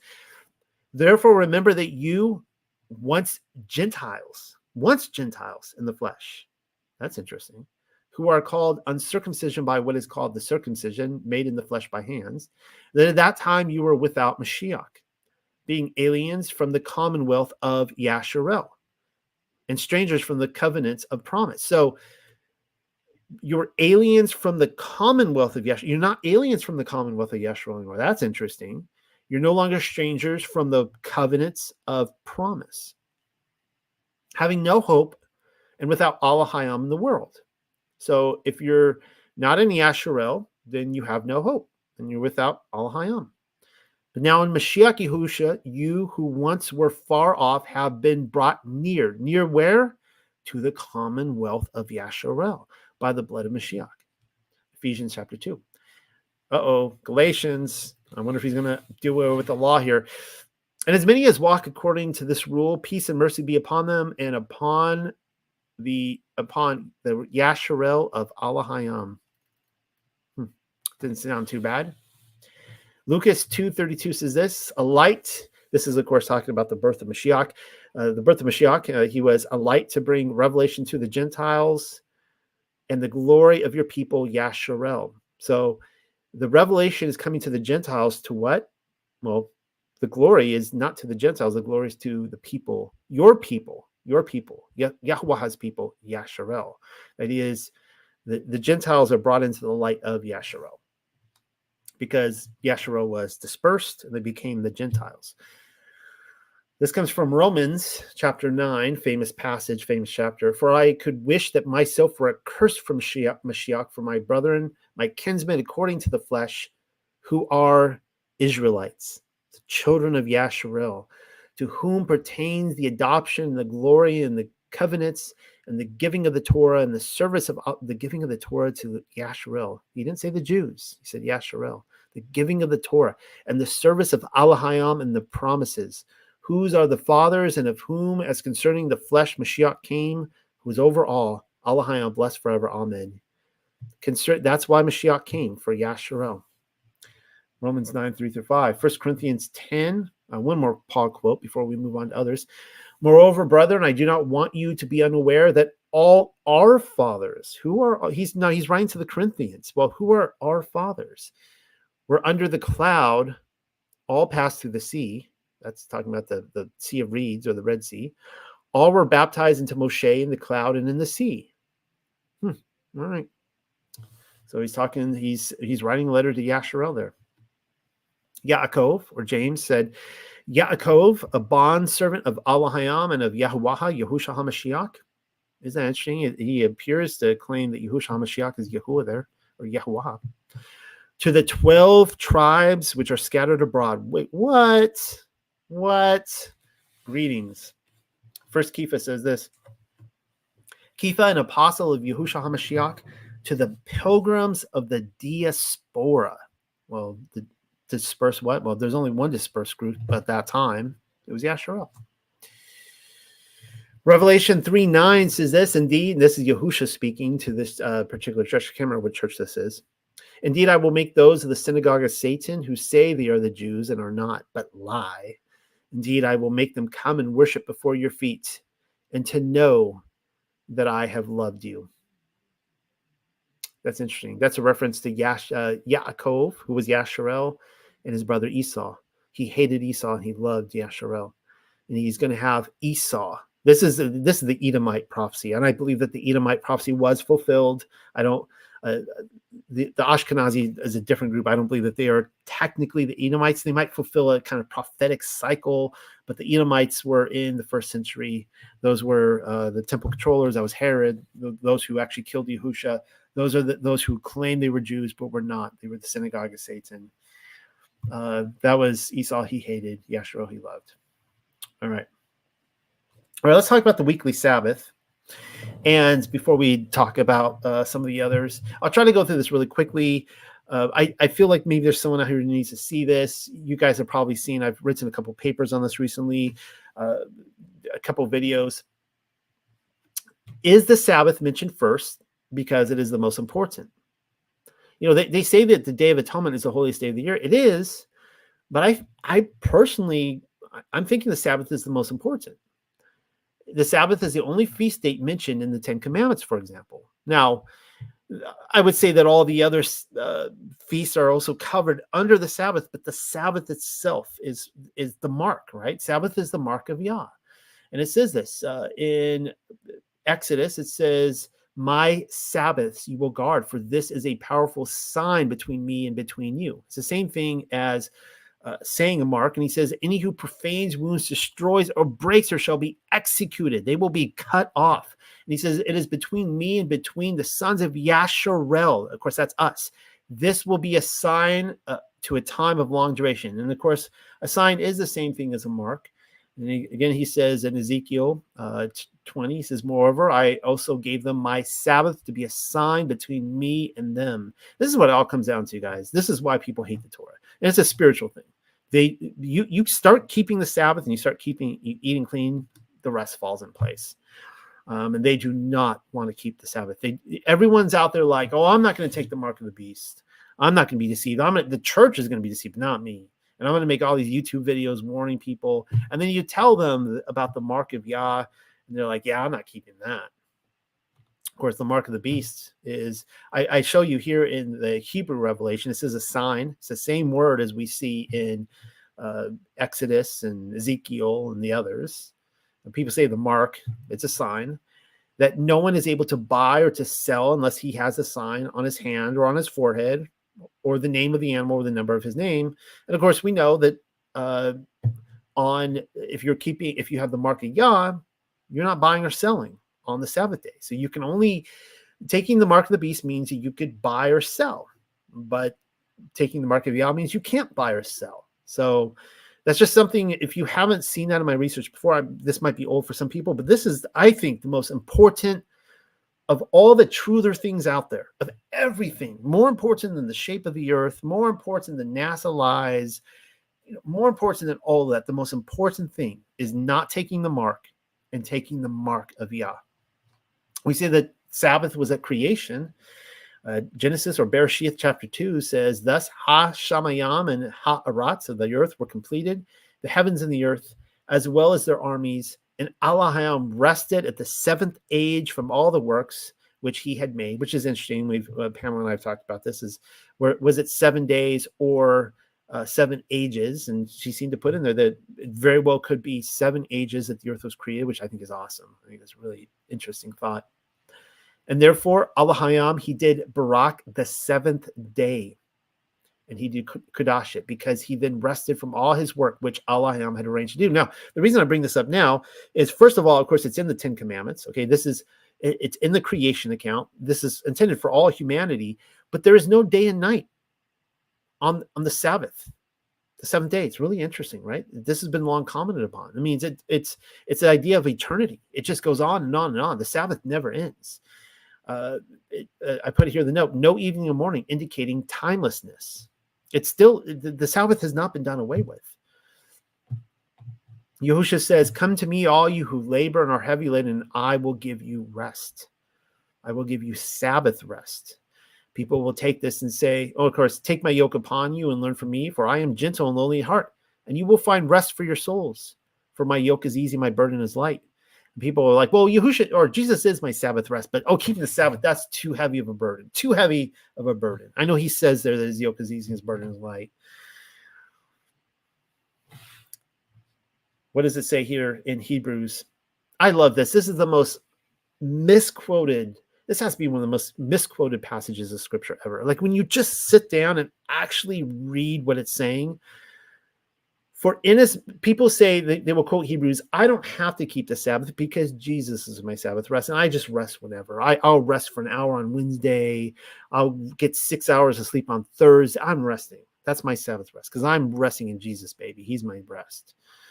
Well, let's see what it says here. For inasmuch as on this day Yahushua rested. What day? He rested on this day, the Sabbath day. And then it says, just in case you're confused about what day that is, he would not have spoken of a different day. There's only one Sabbath. So they just told you right there. There remains then, it doesn't mean it's been done away with, because he rested on the Sabbath and he did not speak of any other day but the Sabbath. Because of that, there remains a Sabbath rest for the people of Allahayam. This doesn't seem too complicated to me. I don't know why this gets so butchered. For anyone who enters Allahayam's rest, also rest from their works, okay, works of the artisan and so on and so forth, no buying and selling, just as Allahayam did from his on the creation day. What? Let us therefore make every fiber in your being, every ounce of energy that you can think of, make every effort to enter that rest. The one that Yahushua rested in, the one that Allahayam rested in. They just told you, the creation week. Enter that rest, not Wednesday nights, not for your 20-minute toilet break.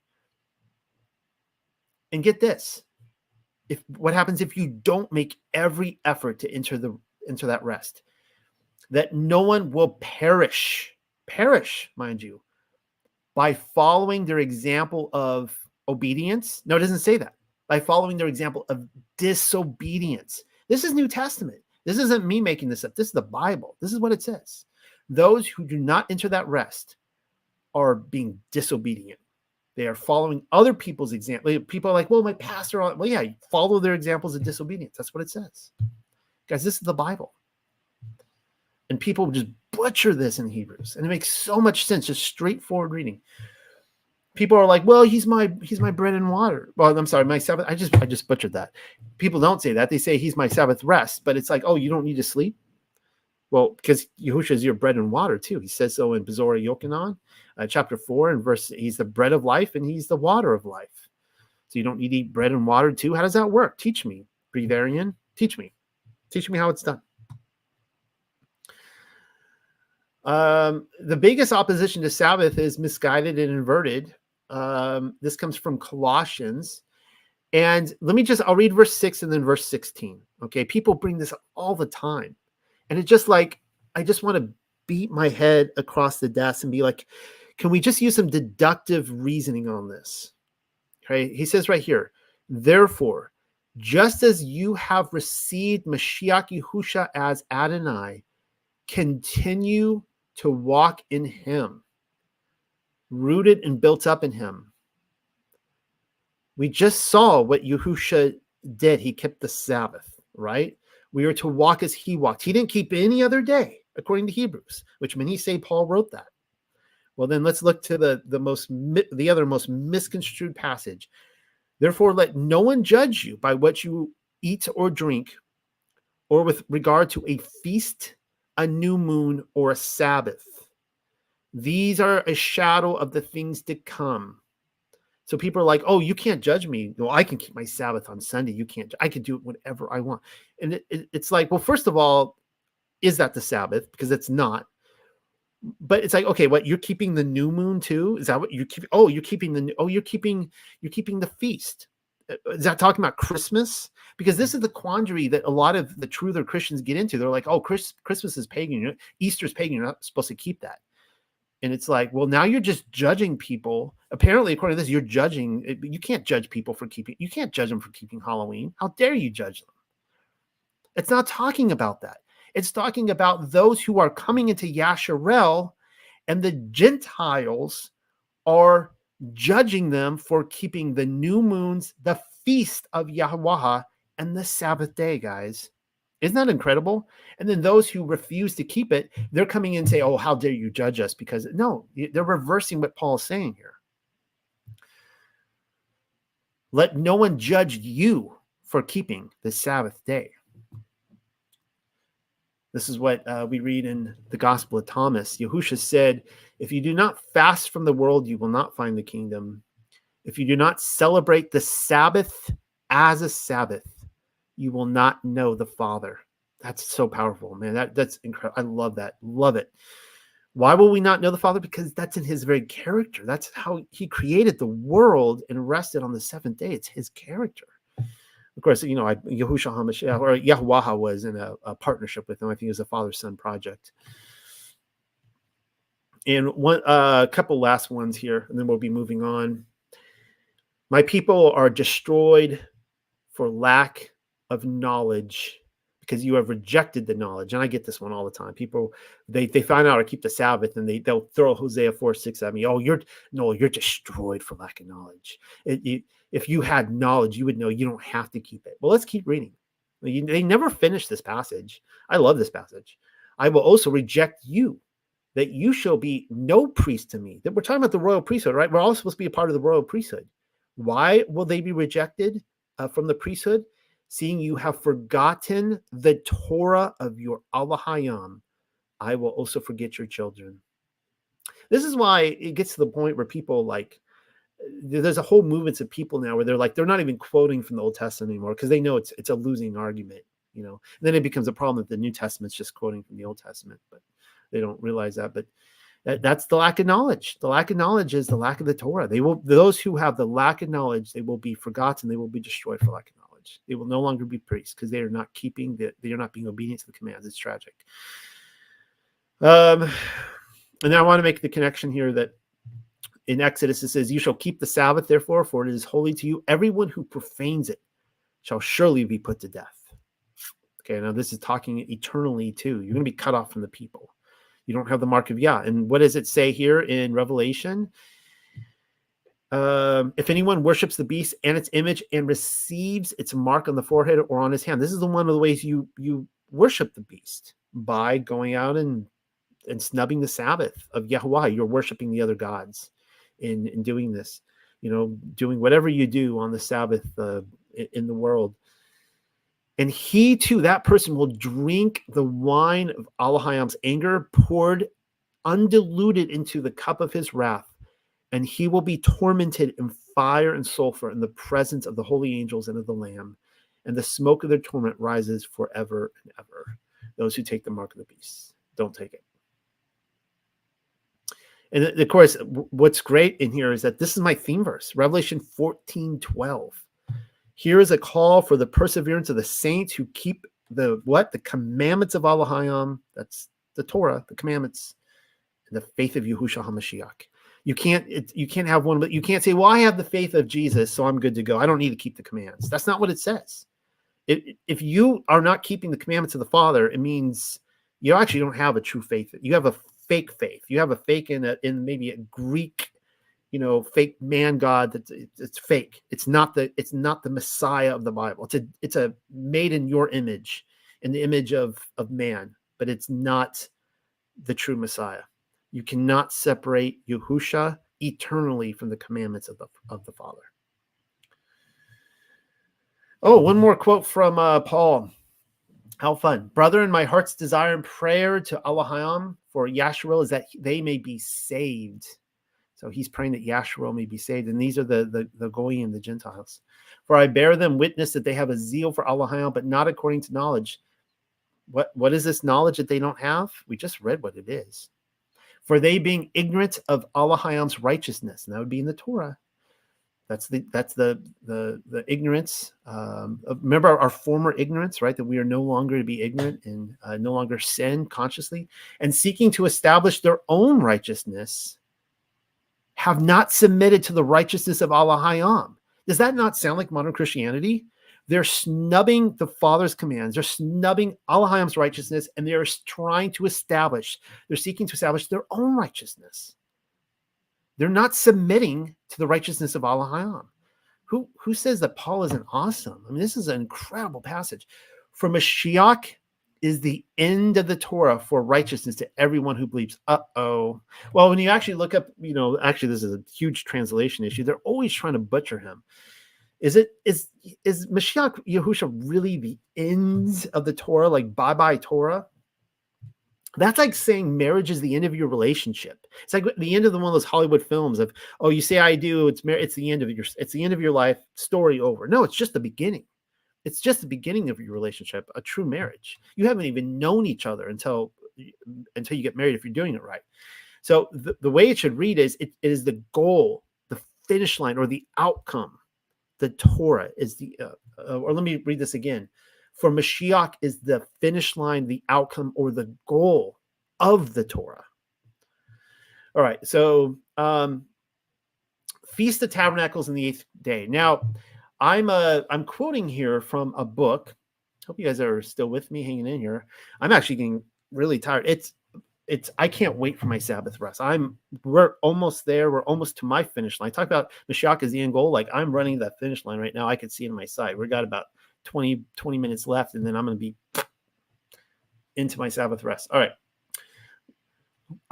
This comes from The 7 Festivals of the Messiah by Iddy Chumney. And I thought this was a really great passage, and he's talking about Sukkot. And I want to tie this in with Messiah, and of course he does too. So this is what he says. During the water pouring ceremony, so he's going to describe what's happening here, but during Sukkot, for those 7 days in Jerusalem at the temple, at the pool of Siloam, there was a water pouring ceremony. So during the water pouring ceremony, waters were drawn from the pool of Siloam. This water was referred to as the waters of Yeshua. The waters of Yeshua. This is one of those things where like people are like, speak English. His name is Jesus. It's like, well, there's something powerful about the name Yeshua. It's like you're actually saying in Hebrew salvation. They were saying it all the time. Yahuwah is my Yeshua, right? This is why the name is so powerful. The celebration was held every day of the feast, with the exception of Sabbath and the first day. To perform the ceremony, the priests were divided into 3 divisions. So division 1, the priests on duty in the temple who would slay the sacrifices is instructed in Numbers 29. We haven't gotten there yet. Division 2, these priests would go out to a valley where they would cut willows. And we read this tonight about the cutting down of the trees. The willow and the kind of the waving the palm branches and so on and so forth. The willows had to be 25 feet in length. He puts, wow. Then they would form a line, each holding a willow about 25 to 30 feet apart, which would allow room for swinging the willows. They would form several rows like this, leading from the pool of Siloam to the temple. When the signal was given, the priests would step to the side with their left foot and then the right, swinging the willows back and forth. Division 3. These priests, headed by the high priest, went down to the pool of Siloam, and he puts there John 9:7, where the high priest had a golden vase and would draw the water known as living waters. His assistant held a silver vase containing wine. Now, picture this beautiful scene during the days of Yeshua. The road back to the temple would be filled with pilgrims who were in Jerusalem to celebrate the feast. As the priests made their way back to the temple, the second division priests also began their march back to the temple, swishing their willows in unison. Remember that the word for spirit in Hebrew means both spirit and wind. Thus, it is an awesome picture of the Spirit coming upon the city of Jerusalem. When the priests reached the gate, a man would begin to play the flutes. Now, I've never heard this before. This is according to this guy's book. He was called the Pierced One and was another picture of the Messiah. That's really interesting, the Pierced One. He plays a flute. Psalm 22:16, for dogs have surrounded me, the congregation of the wicked has enclosed me, they pierced my hands and my feet. The pierced one. Zechariah 12:10, then they will look on me whom they pierced. Yes, they will mourn for him as one mourns for his only son, and grieve for him as one grieves for a firstborn. So the flute player, again, he's a representation of Messiah, led the procession, blowing and calling for the wind and water to enter the temple. The priest with the willows circled the altar of sacrifice 7 times. It's almost like a picture of going around Jericho. The priest who had slain the sacrifices then ascended the altar and began to lay the sacrifices on the fires. The high priest and the assistant ascended the altar as all the people of Israel were gathered into the courts. They began to sing the song Mayim, saying, with joy shall you draw out the wells of salvation, or I should say, with joy shall you draw out the wells of Yeshua, Isaiah 12:3, or the wells of Yehusha. The high priest took his vase and poured its contents on one of the corners of the altar where the horns were. There were 2 bowls built into the altar. Each bowl had a hole in it. The water and the wine were poured out over the altar as the priest who had the willows started laying them against the altar, forming a sukkah, or booth, or tabernacle. And again, that comes from Eddie Chumney's book, The 7 Festivals of the Messiah. A little plug there for his book. That was an interesting quote. Well, look at this passage we see in Yochanan. This is chapter 7. And it says, on the last day, the great day of the feast. Now, remember, they're having this water ceremony around the temple over the pool of Siloam. Yehusha stood and cried out, saying, if anyone thirst, let him come to me and drink. Right? They're crying out salvation, Yehusha, or Yeshua. And literally, the actual person they're crying out to, he's standing right there. And as they're doing the ceremony, he's saying, if anyone thirsts, let him come to me and drink. He who believes in me, as the scripture has said, out of his heart will flow rivers of, there it is, living water. He's literally talking about the ceremony.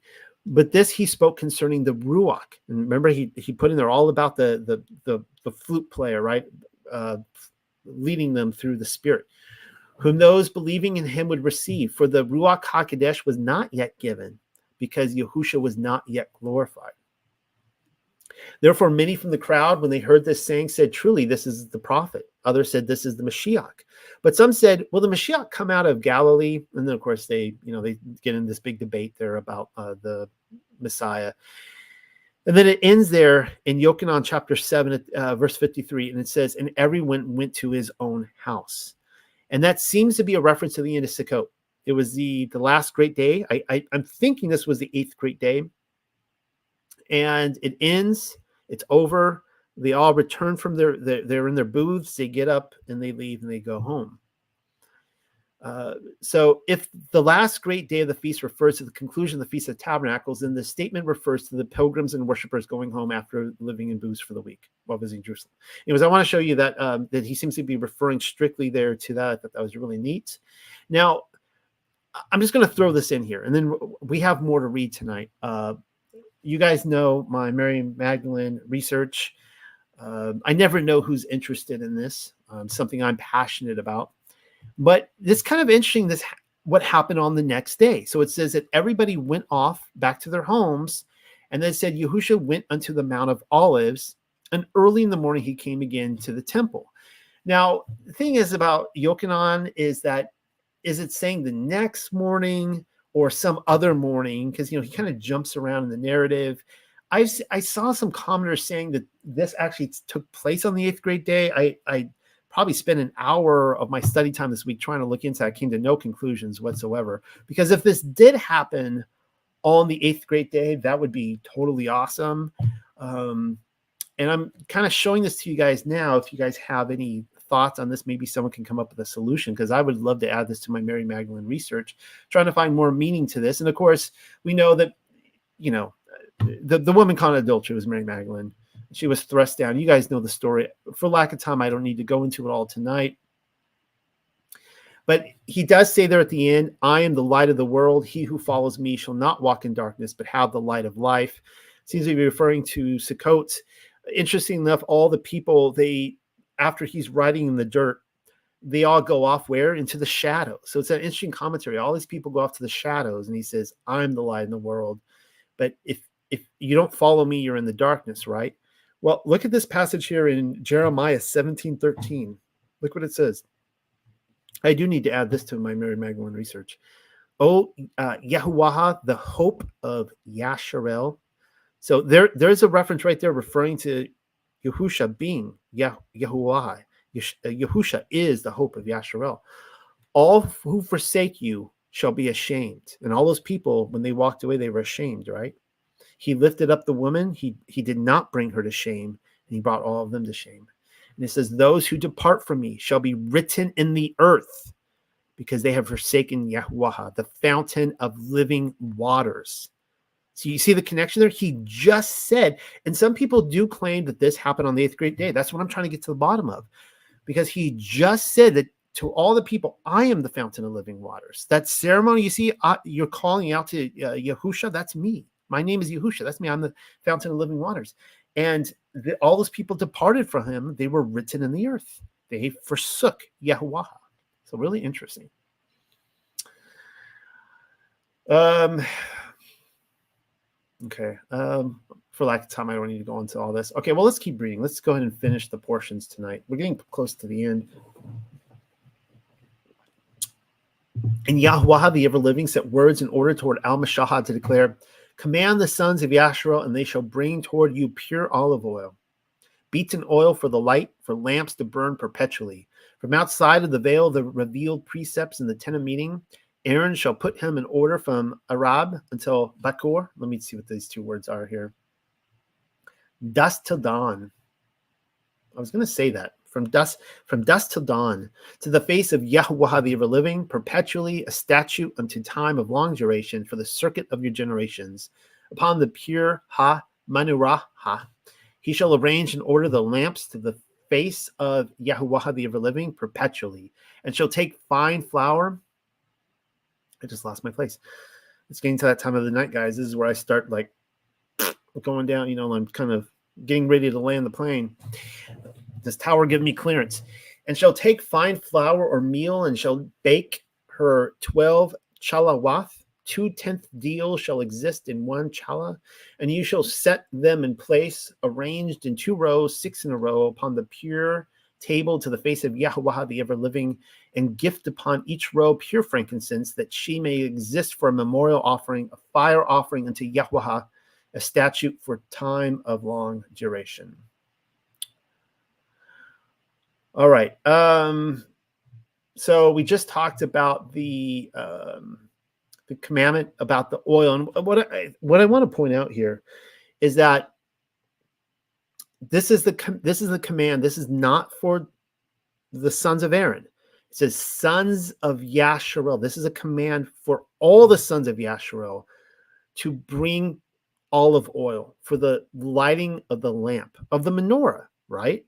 The menorah, of course, is represented by the tree of life, but who is we know that the light, Yahushua is the light, but so is the Torah, and we know that the light is also the oil, and the lights represents the Ruach HaKodesh. You can see how it all intertwined, right? The Torah, the Ruach HaKodesh, Yahushua, Yahuwah. And so we are all commanded to have this oil.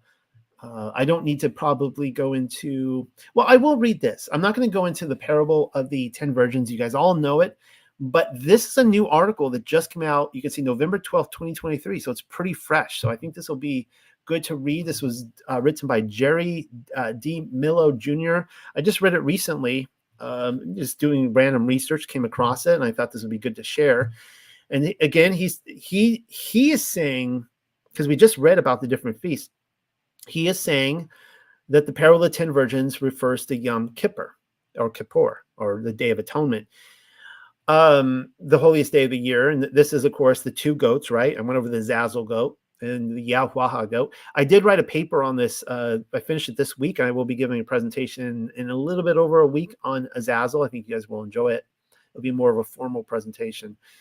But this is what he. I'll read the first half of the article. The Yom Kippur overlay, the parable of the 10 virgins, is centered around 10 virgins awaiting a long-delayed bridegroom who would arrive and open the doors to a wedding feast.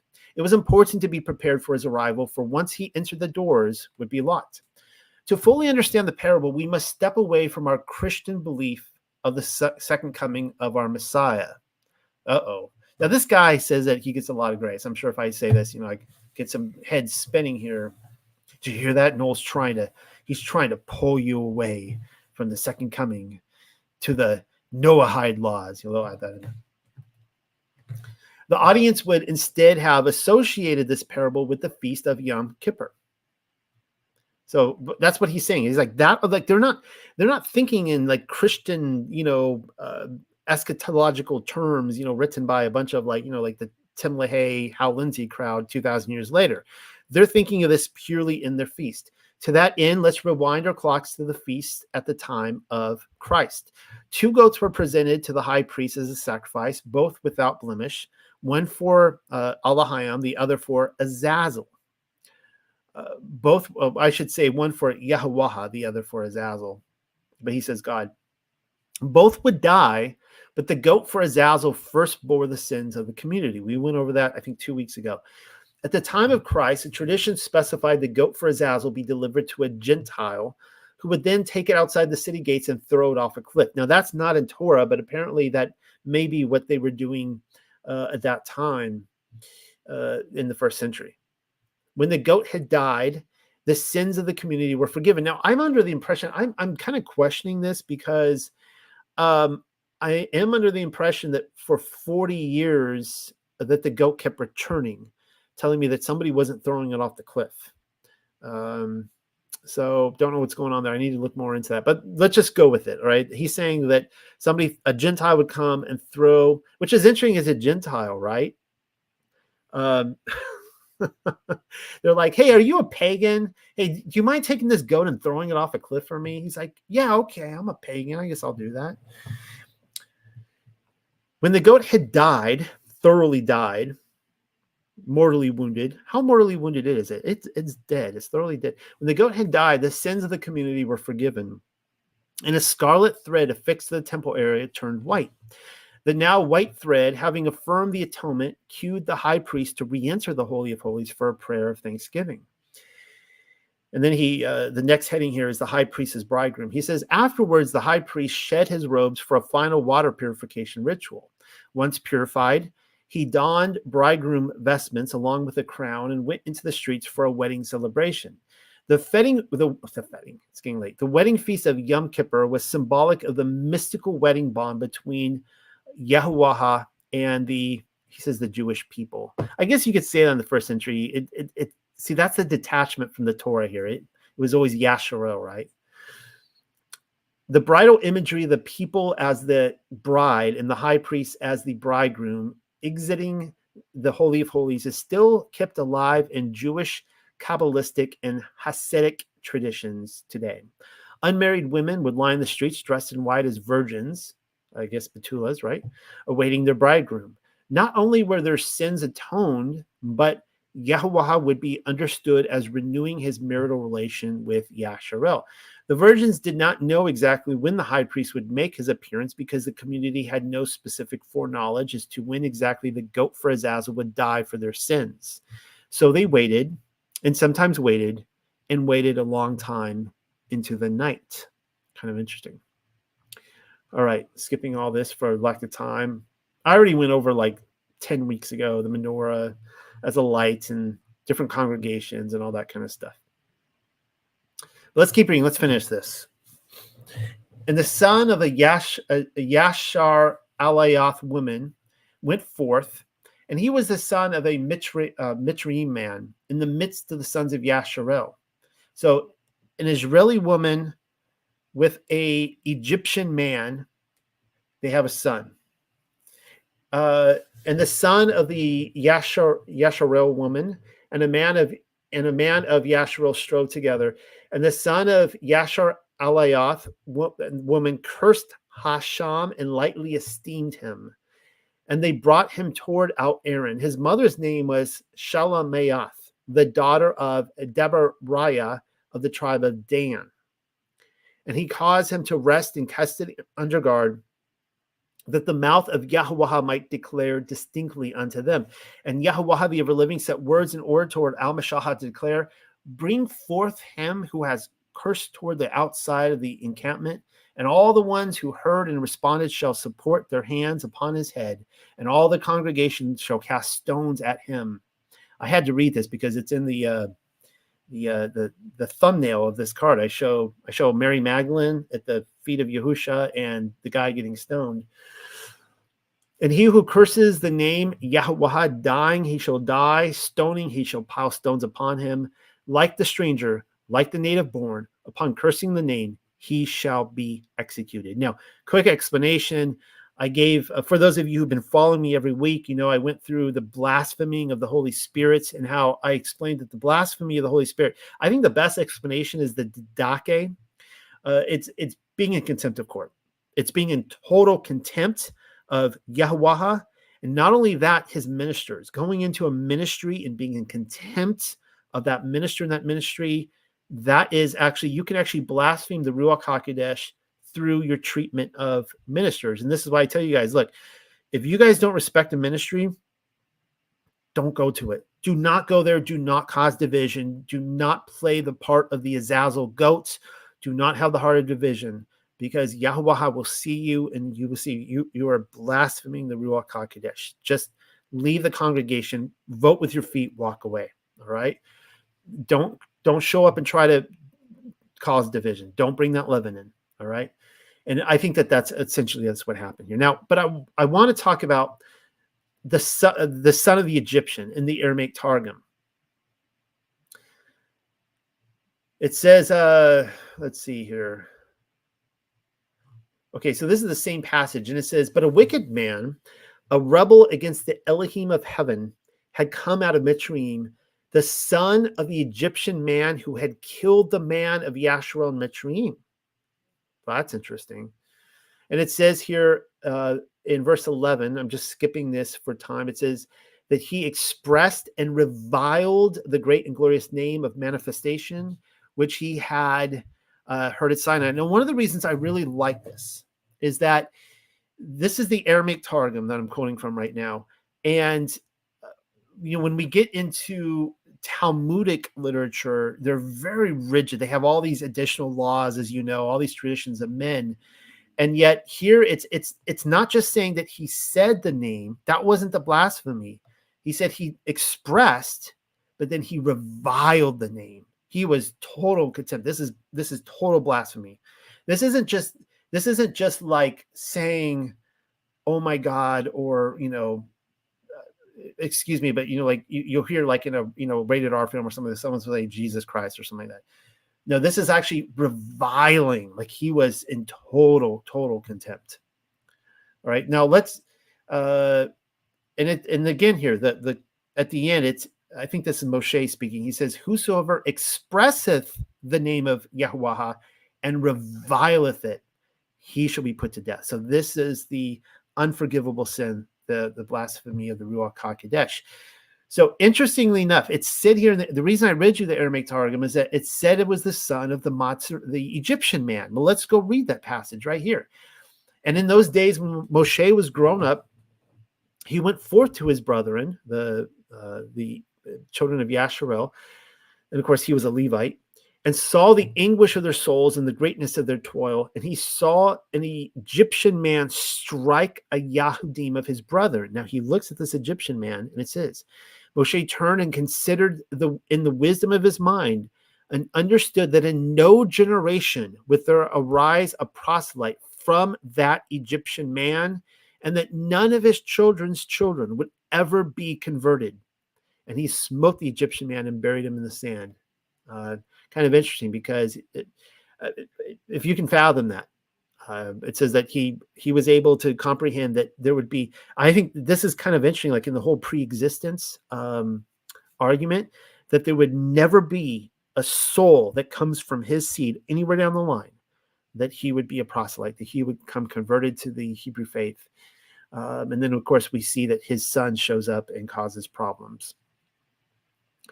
One more thing, we saw that this came from the house of Dan. Now, interestingly enough, in the house of Dan, we see the first reference of someone being filled with the Ruach HaKodesh in canonical scripture. I could be wrong about that, but the man from the house of Dan who was the artisan who built the tabernacle, and he was from the tribe of Dan. So it's not wholly, damning towards the house of Dan. And I need to point out that whatever lineage you guys come from, there comes a certain point in all of our lives where we have to take responsibility for ourselves, and we can't blame our parents. We need to stop blaming, the way my parents raised me. Well, whoop-de-doo. They raised you a certain way. It's over. It's done with. You need to take responsibility for yourself, right? So I would say the same thing. If anyone here finds out, oh my goodness, I come from the house of Dan, it's like, well, whoop-de-doo. You're still responsible for yourself.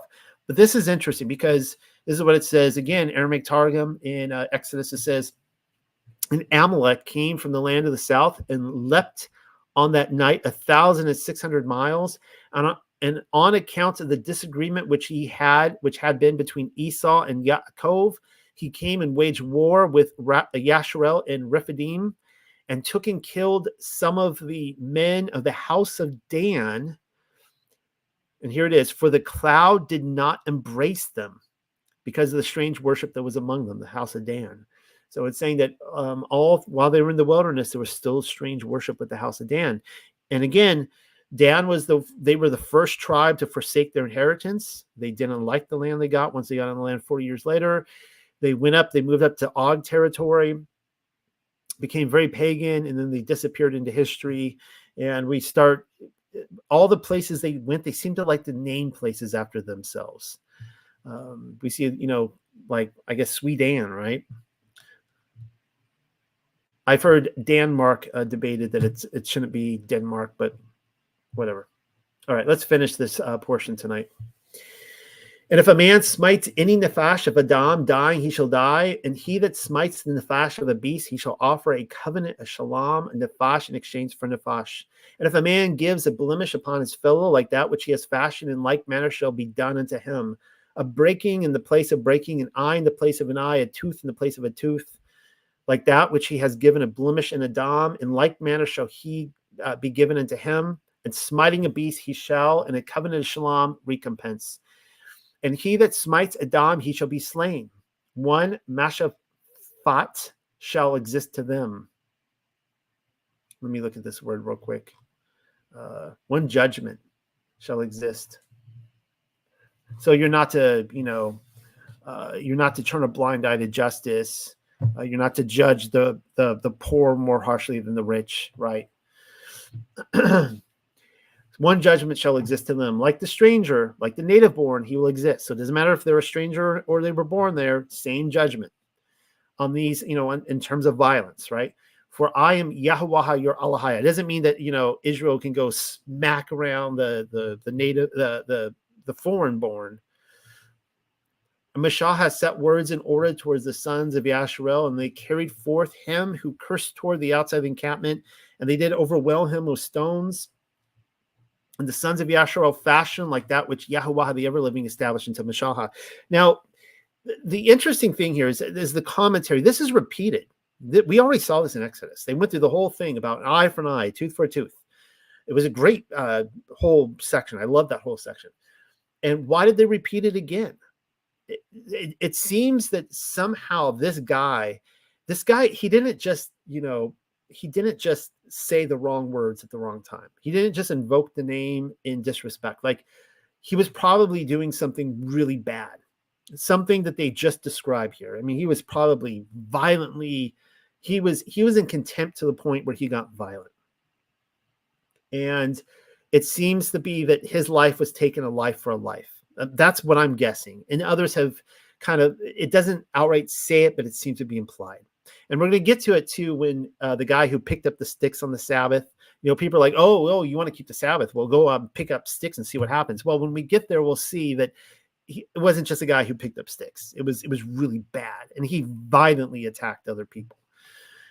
And to close tonight, going back to the words of our Messiah, who was a prophet who came, like any good prophet, to clarify the Torah for us, and loving your enemies. And this is what he said. You have heard that it was said, an eye for an eye and a tooth for a tooth. We just read that. But I tell you not to resist an evil person, but whosoever slaps you on your right cheek, turn the other to him also. Man, that is so tough.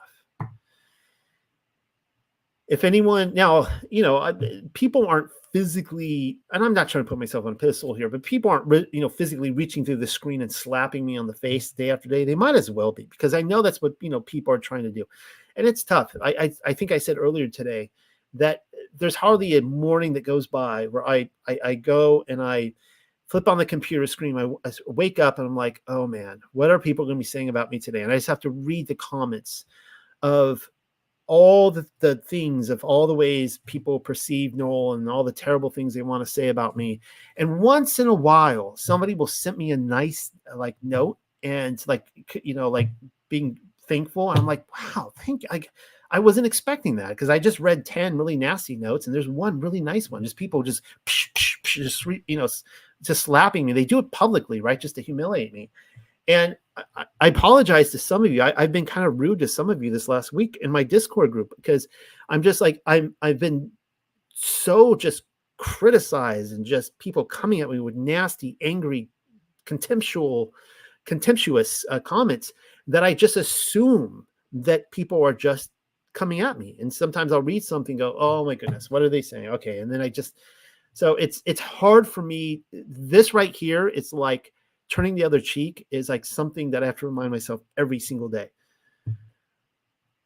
To just sit here and be like, okay, look at what they're saying about me. Just let them keep doing it. Just let them keep doing it. Don't retaliate. And whoever compels you to go 1 mile, go with him 2. And I think he's referring to a kind of a Roman law there, where Roman soldiers could go get anybody to go carry something for them for I think it was 1 mile. And he's like, you know what? When they have you go that mile, just blow their socks off, their sandals, I guess, or blow their togas up or whatever. And be like, you know what? I'm going to go with you. I went 1 mile, but I'm going to go 1 more mile with you. And they'll be like, what? Wow. And if anyone wants to sue you and take away your tunic, let him have your cloak also. Wow. And whoever compels you to go 1 mile, go with them too. I just read that. Go to him who asks you, and from him who wants to borrow from you, do not turn away.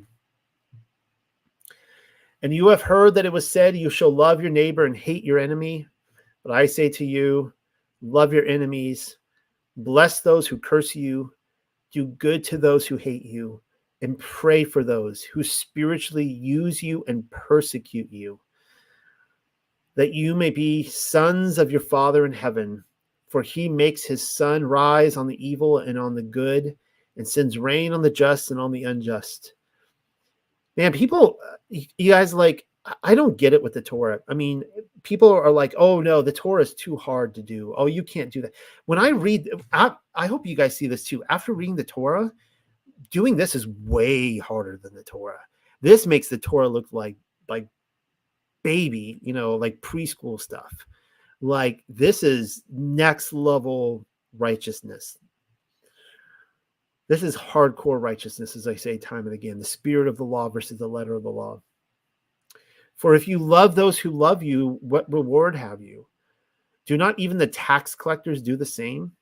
And if you greet your brethren only, what do you do? What do you do more than others? Do not even the tax collectors do so? Therefore, you shall be perfect, just as your Father in heaven is perfect. All right. Well, we're going to end on that note tonight. Thank you, everyone, for coming and making this a part of your weekly tradition.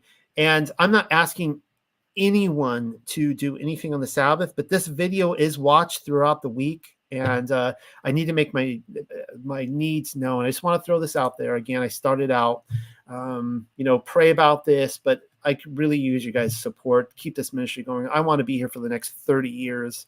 I want to be one of those guys who I want to die right here on this desk. I just want to keel over and die on this desk doing this work. I want to keep it up. I want to supply for my family. And so if you guys aren't already, please consider coming by Patreon. I put the link should be all under this video in YouTube. Come over here and support the ministry. Find out what works best for you. And of course, every single dollar you put in, you get a coupon to redeem it every month in our store, and it helps support me and as well as other people. We have other sellers in here as well, or you could just give the money every month as well. You don't have to redeem it if you just want to give it and bless the ministry. So I appreciate everybody. Thank you all. We'll do this again next week. I have some great presentations coming up. Oh, and one more thing. People are already tuning out. One more thing I forgot to mention at the beginning. My goal is to keep the conversation fresh, and I can't look into everything, right? I'm just one guy. And the original vision of the Unexpected Cosmology was to actually create a platform where it's handed out to other people.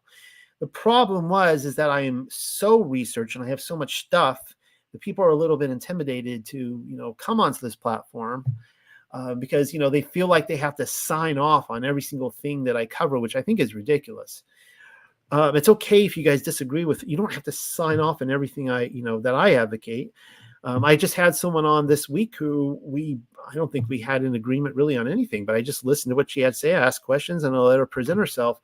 And so if you guys have some things that you would like to cover, that you have researched something, maybe you're a YouTube channel, you have a YouTube channel, or maybe you have a website, or you're a writer or whatever, you have an article and you want to share that and you want to make a presentation, just come and talk to me. And we could, I believe in giving everybody a chance as long as you have, as long as you work for it, right? Everybody should be given the chance. So come on by, let me know. And I want to start interviewing more people, cover different topics, maybe something I'm not covering, and hear you guys out. So love you guys. We'll do this again. Thank you for making this a weekly tradition in your home. Have a very restful Sabbath. I know I worked hard. I hope you guys did too. And I'm going to be enjoying my Sabbath rest. Good night.